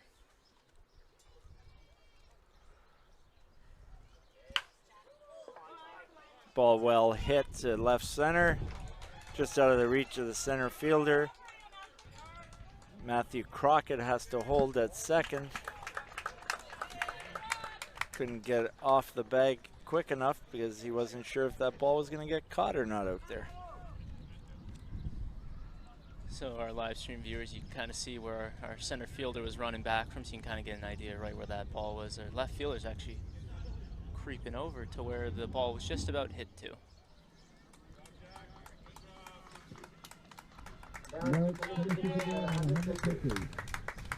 And Jack Merritt comes out of the game. 100 pitches for Jack Merritt. Good for Jack. 100 pitches is usually a big league milestone. That's a lot. I hope he gets a good run and stretch in after the game. Yeah, now into pitch. For the Mississippi Whitecaps, number 8, Tyson Wark.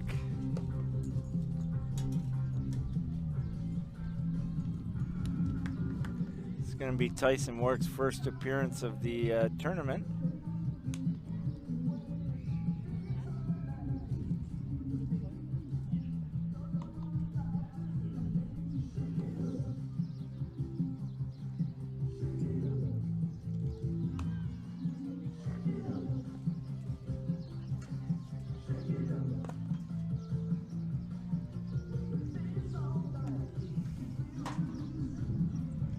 Expected up for South Ottawa is the number 4 hitter, Cole Caldwell. Cole Caldwell, one of the bigger, taller players here.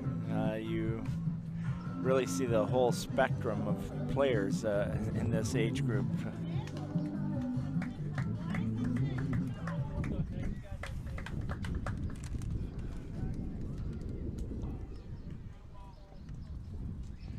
Number 17, Cole Caldwell.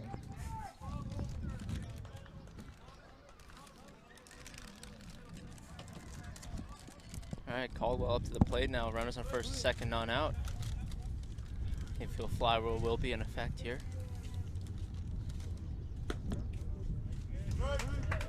Great start there. Good pitch on the outer corner of the plate. Always does wonders to get strike one and on the count, but even more so as a new pitcher into the ballgame, it's very important to establish trust with the home plate umpire that you can throw strikes. If you throw a lot of strikes earlier in your outing, you're more likely to get more calls later.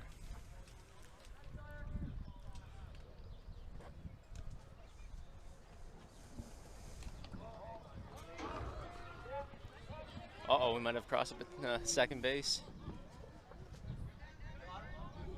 Two runners caught in a pickle.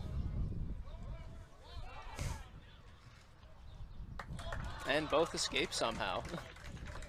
Well, that was yeah.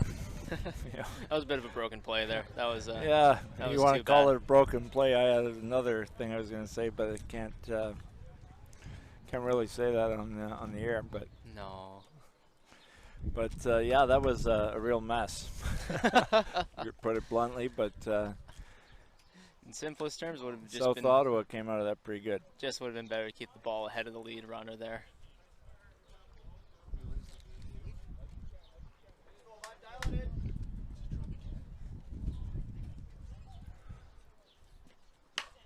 Caldwell hits a sharply hit ground ball. Oh, Crockett's in another pickle.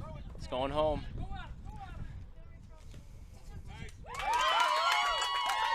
Ooh. Wow, Matthew Crockett. Having a bit of an adventure on the base pass there. Yeah, Matthew Crockett out. Gets himself into a little bit of a pickle. Well, you can only play with fire so many times. On that play, if I were Matthew Crockett, I would have gone straight back to third base on that ball hit. Any ball hit straight to the third baseman. You know, if he's closer to the bag than you are, at that point, you're probably in trouble. That's the second time we've seen South Ottawa run themselves into an out and kind of take the steam out of things for them. Definitely, they might have cost themselves a couple extra runs here. We're starting to see fans rolling in, expecting to see an East Nepean Timmins game going on right now, but they're surprised that we're only halfway through this game. If you're just tuning in, we did have an almost 2-hour rain delay. So, oh, and Buck's called on Tyson Wark. Yeah, you'd see Bangs and Caldwell advance. he is down, but pitcher came set, and then he turned. You know, a lot of pitchers this age, wherever their head goes, their body will go. It's kind of like, you know, rules of driving, anyways. Wherever you look, you kind of instinctually go. Drew Crosby hit by that pitch. So as soon as he turned his head, if you can't disassociate the motion between your head, upper body, lower body, everything's going to turn at once. So his shoulders turn just towards second base.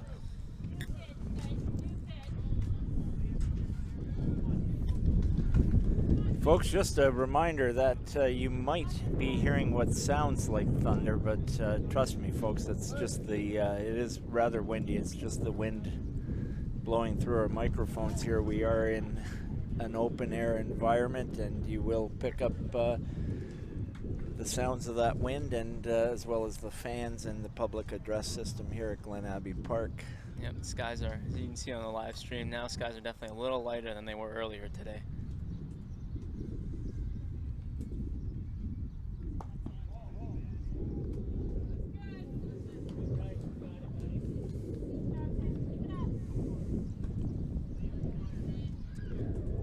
Tyson working on the mound.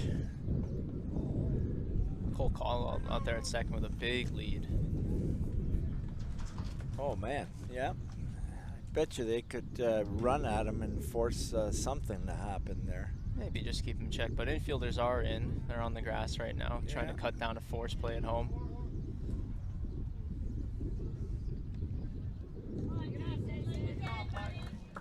I'm fine with those big leads at any base, but the key is you just have to be able to beat your closest fielder back to the bag in the worst case scenario. So while it's good to see some aggressiveness out there, you hope that your base runners aren't going to get too cavalier with it. Bases are loaded for Tyson Wark. Speaking of cavalier, you can see Mississippi center fielder starting to charge in. I don't know if he's trying to pull a fast one on South Ottawa and play the role of second base and get the guy picked off at second there, or if Mississippi has moved just their center fielder in. Well, there's a lot of green out there. You can see the left fielder's almost hugging the line. Boy, that ball gets into that gap or just over Neo Enmu's head in center field. Could probably clear the bases. Tyson Wark now ahead of Jack Stewart, 0. Oh, no balls and 2 strikes. Still looking like he's having to establish the strike zone. I don't think we've seen a swing. Oh, until now. Ball comes home. Out on the force play. Hard slide into the plate. Hard slide into the plate. Looks like it was a clean slide. The catcher was on the plate. It was a close play. Cole Caldwell slid into the plate, which he had the right to do. Yeah. Don't believe there's anything Catcher malicious. looks like he's fine. Cole Caldwell did check to make sure he was okay, give him a pat on the back. Gets second out of the inning. Tyson Wark making a nice play to come home with that. 2 are out. Actually, I think that was the shortstop that made the play. Oh, was it? Oh, yeah. Thank you. Once again, number 16 showing he can make plays all over the diamond.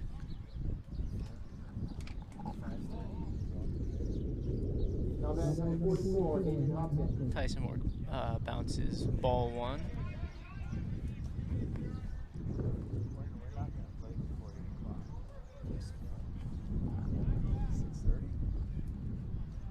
Getting set.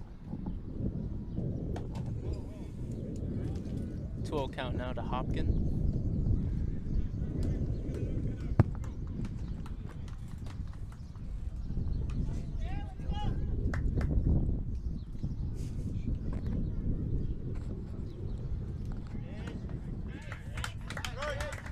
Well, in hockey news, just heard that James Neal is now a member of the Edmonton Oilers. Looks like it was a straight, sounds like a straight money swap there. It was one bad contract for another bad contract. Who was the bad contract sent the other way? Lucic. Really? They were able to move Lucic? Well, like I said, it's 2 bad contracts. Both players scuffling. I forget, which team did James Neal come from? Calgary. Interesting. Tyson Wark walks another batter. Brings Drew Crosby across the plate to score the second run of this inning. bad contract for bad contract. I feel like James Neal still may be more of a productive player, so maybe Edmonton got off better in this deal. I don't know the terms of their contract, though. I'm getting a little sidetracked, aren't I? Well, that will happen sometimes. But I think if you're going over to Edmonton to play with McDavid, you know, it's you're an offensive player yourself. You know, playing with McDavid can only help you. Cats are trying to pick off Zach Schuin on third, hoping it was maybe a little bit of sleep there, but Zach gets back in plenty of time. Well, I haven't watched James Neal play hockey in a while, but I just hope that he can skate. Big problem with Luch, he just fit on McDavid's wings. That McDavid is about, I'd say 2.5 times faster than him at top speed. At least, yeah. Play with McDavid, you got to be able to keep up with him. Okay, back to the game. Let's see, we've got Carter Dobson draws a walk. 4-pitch walk. Plates the third run of the inning.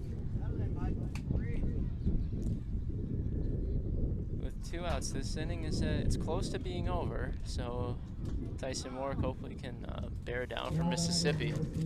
Looks like he's going to get a breather here from his coach. Coach has called timeout, and he's coming to talk to his young pitcher. As you can see, his young pitcher looks like he's overheating a little bit, just fanning himself with his hat.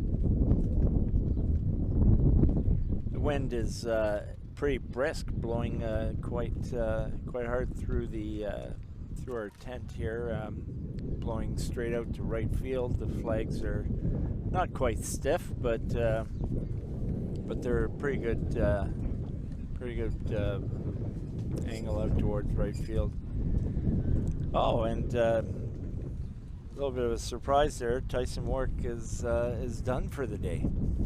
Now pitching for Mississippi Whitecaps is number 4, Thomas Drummond. Now pitching for Mississippi, number 4, Thomas Drummond. Fortunately, a short leash there for Tyson Warwick. I'm sure he was hoping things would go a little bit better today. He just seemed to lose track of the strike zone there right at the end. I think he might have bounced like 3 of his last 4 pitches. It's tough out there in that heat and that humidity, though. The forecast certainly wasn't friendly today. I checked it this morning, calling for, you know, at its peak 36 with the humidex feeling like 44, and that's temperatures you would only really want to see in Tennessee. Not in Mississippi? I'm sure you'd see it in Mississippi too.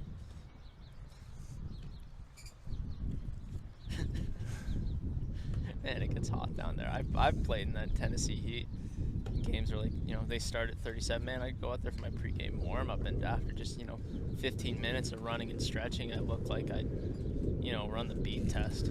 Just ridiculous down there, so it's not a great thing that this heat has come up here. I'm used to these nice, you know, I'd rather keep it at 30 degrees. Well, with 2 out here, it looks like we're going to see the leadoff hitter Tristan Boivin, number 3. That'll take us completely through the batting order this inning.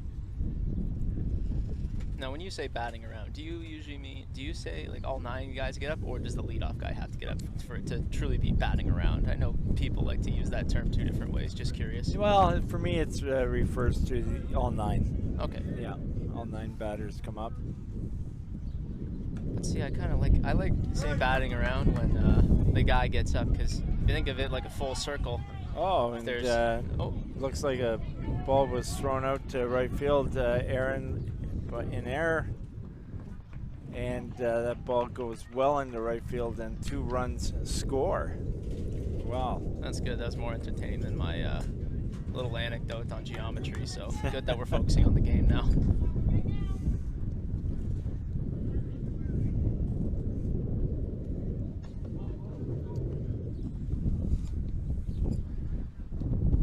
Carter Dobson, 1 ball, 1 strike to Tristan Boivin.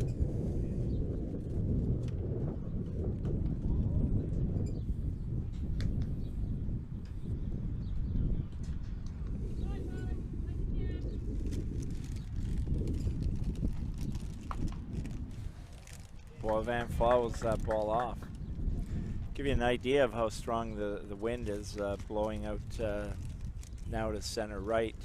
You can probably see in our cameras the blue batter's eye out there in center field, and if you look at the left side, the bottom side of that batter's eye, you can see it's come loose and kind of freely blowing in the wind there. I'm not into aeronautics, but I'm sure the wind is blowing at some level of knots.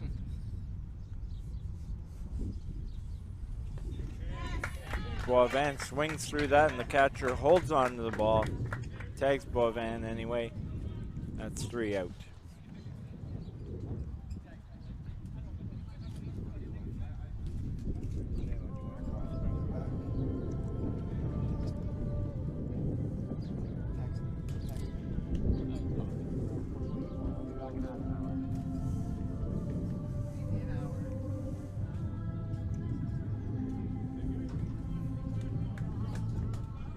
Mississippi finally escapes that inning. They'll be looking to bounce back. They'll be going up against a new pitcher. Looks like Cole Caldwell is going to take the mound now.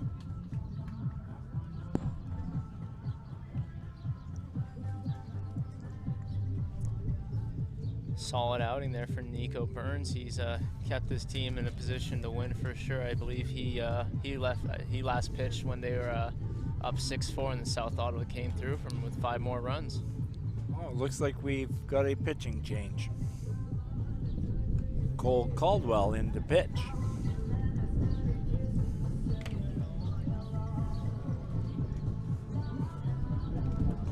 Cole Caldwell, a taller kid compared to the masses here.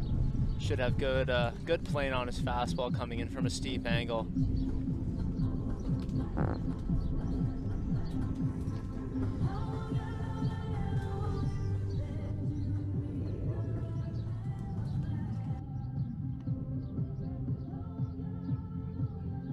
Now pitching for the Blues, number 17, Cole Caldwell.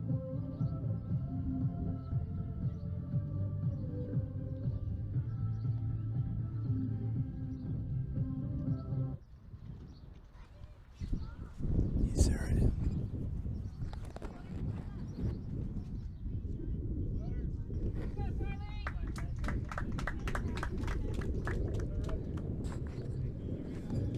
Here we go, top of 5th inning. Number 20, Charlie Humber. Top 5th inning. South Ottawa up by a score of 11-5. Sorry, 11-4. Cole Caldwell in to pitch.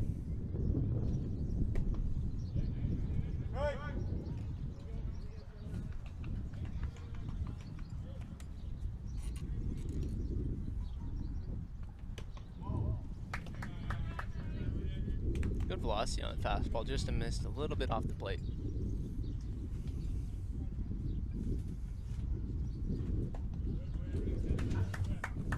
Releasing from a 3/4 slot, could have a little bit of tail on it. Can't tell right now if he's throwing a 4-seamer or a 2-seamer today. You don't see that too often. You got Cole Caldwell out there with looks like a mouth guard. He seems to be chewing on it and playing around with it. I don't know if it's a mouth guard or if it's just a big wad of gum he's got in there. I think it's some gum. I don't see too many baseball players wearing mouth guards. I've seen a few outfielders that I've played with though. Ball tap foul down the right first base side. Yeah, Huber's just kind of protecting the plate there. Full count to Charlie Huber's 3 balls, 2 strikes.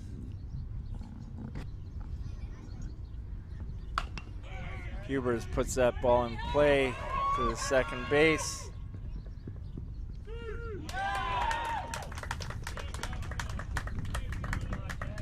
Boivin seemed to have trouble fielding that ball cleanly. And gets that ball to first base a little bit too late, as umpire Kyle Warner emphatically calls Huber safe at first. Yeah, a bit of a rough play for Crockett there out at second base.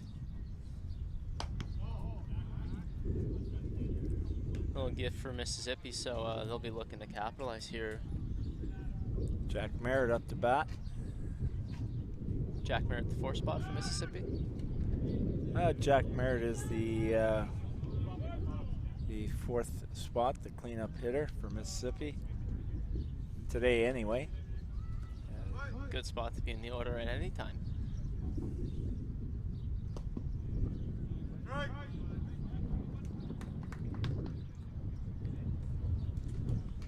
Never want to give up many freebies. I guess a lot of games at this age, errors are quite common. So usually Jack Merritt puts that ball in play. Nice recovery. Third baseman comes to second with that to get Charlie Hubers out. As I was just saying, limiting freebies is extremely important at this age there, and Crockett makes up for his gaff at the start there with a nice pick from the throw from the third baseman. That gets by him, runners on first and second with 2 errors. That can be pretty deflating for a pitcher. But Cole Crockett seems like he's pretty steady out there. I don't see any sort of wavering in his emotions at all. So he's probably unfazed by it all. Almost balked there, saw a little twitch in his legs. He came set. Caldwell, big right-hander. Caldwell's been working quickly to a lot of these batters. I think the first pitch they had bat to number 3 here, he was a little surprised at the timing the pitch came in. So he'll have to be careful, make sure he holds his pause for long enough to be considered a set.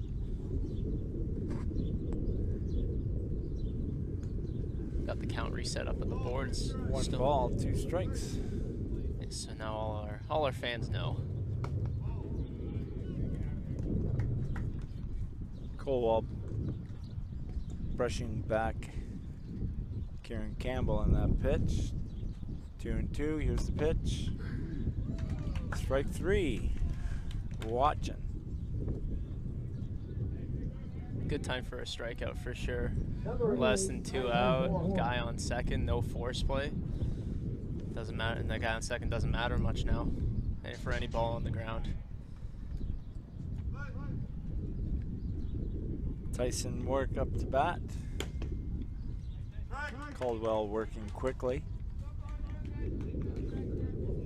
Looking to bounce back from a tough day on the mound.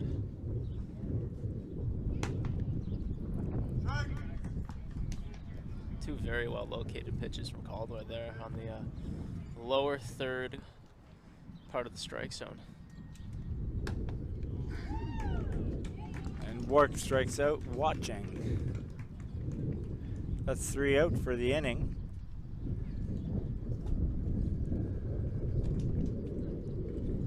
So South Ottawa gives up an error to start, but covers to get the next 3 batters. Looks like Mississippi's stuck at 4 runs. Caldwell, I believe they just said finished the inning at 18 pitches.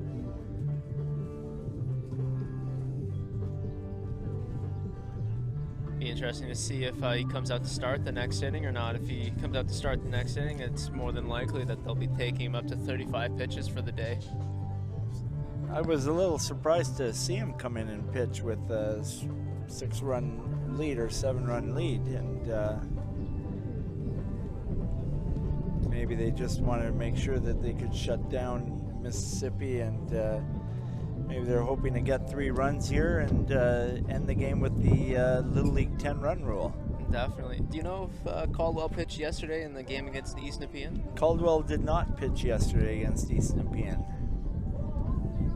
Maybe he just needs some work. I mean, could. Depends on how long the layoff is in between games. Folks, I think we're having a visual or video difficulty again, but hopefully you can still hear us. We'll be keeping you aware of what's going on. As I was saying, yeah, like, it's never usually a problem to get guys working. Hopefully these guys all have the stamina to handle, 20 pitches in a day, so they can come back and pitch the next day without getting too sore. But going to, somewhere, especially as far away, Oakville to Ottawa, it's about a 5-hour drive. New ballpark for some of these kids. sometimes it can be tough to adapting to a new mound. I know I always never liked it if I had to, you know, go to the States or something, then, you know, pitch from a non-existent mound. Sometimes, you know, we'd play on softball diamonds where it's completely flat ground, and, you know, by the third inning of the game, you know, pitchers digging into the gravel so hard that you're actually throwing from below ground level. So every diamond's got its little quirk, so it's never a bad idea, especially to let your better players get a feel for the field. Matthew Crockett back up to bat. Let's see if he shows bunt. No, not this time. Matthew Crockett takes ball 1.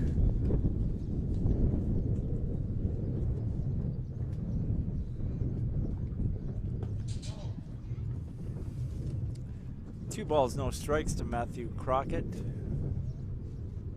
Carter Dobson still on the mound. Just misses low. 3 balls, no strikes. Looks like Crockett. Looks like it came across just below the bottom of the knees. Crockett takes a walk.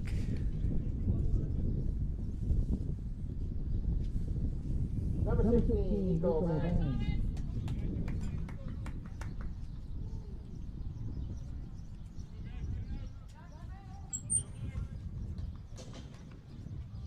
With 3 runs in this inning, South Ottawa would meet the 10-run rule. With batters 2, 3, 4 in the order coming up right now. Matthew Crockett was number 2 in the lineup for South Ottawa. They're in a good position right now to tack on a few extra runs.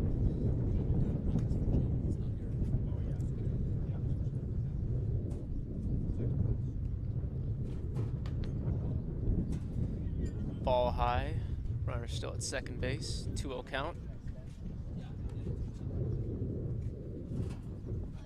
Nico Banks looking to continue a solid day. He had a good day on the mound, limited Mississippi to, I believe, only a couple runs. Had a very clean last inning. Dobson trying to pick off Crockett at second.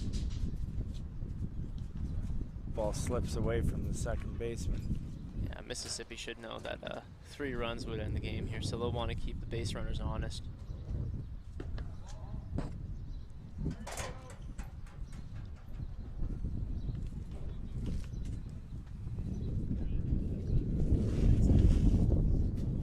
Count the bangs. And he watches ball 4 go by.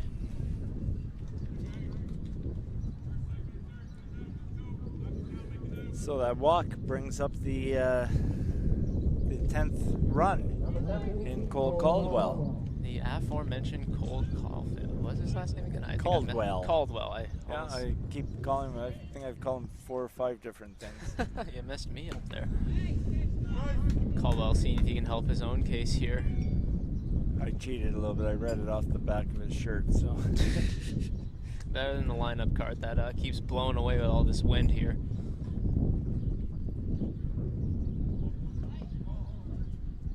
Yeah.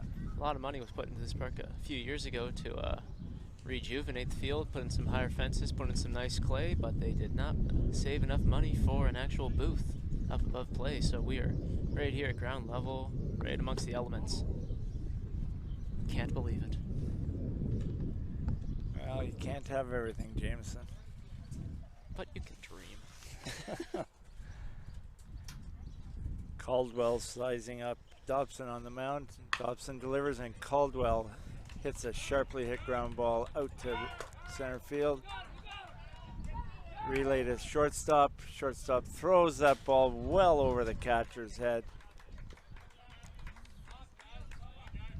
On that play, I didn't hear a lot of talking from Mississippi. If shortstop there had immediately known to gun it to home, we know he's got a strong arm. He could have made that play a lot closer. Yeah, it looks like he really hesitated there, and like you said, really made that. Could have got him out easily there with a nice throw. Said he looked like he was pretty surprised that the runner was even advancing. Very sharply hit ball by Caldwell. Good strength, especially with a wood bat. All these South Ottawa players are actually, I think maybe all of them today are using wood bats. Yeah. Save for maybe a couple players. So there's a good, nice crack of the bat there. You know, you make good contact. Came out right on the line. Mississippi coach called time. He's gone out to speak to Carter Dobson. Next pitch for Carter Dobson will be his 20th pitch. I think coach.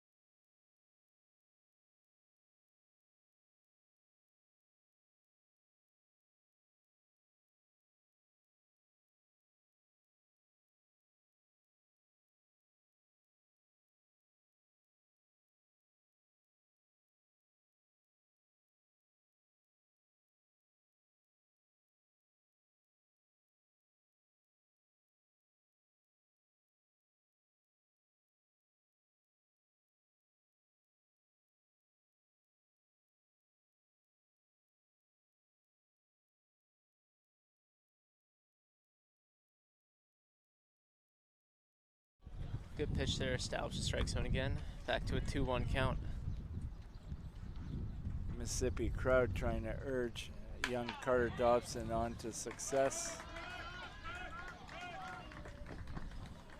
Ripped. Zach Schuen rips that to the outfield. 2 runs come across to score. And that's the game, folks. That's the game. Final score is 15-4 for South Ottawa as they win by the 10-run rule after 5 innings. Team leads by 10 runs. The game is officially over. These teams will both be in action tomorrow. Just check the schedule for times and who their opponents will be. The next game between the East Nepean Eagles and Timmins Lynx. We're hoping to get that game off by 5 o'clock or earlier. So stay tuned. Get back to us. Hopefully we'll be back with you in about a half an hour. Have a great day.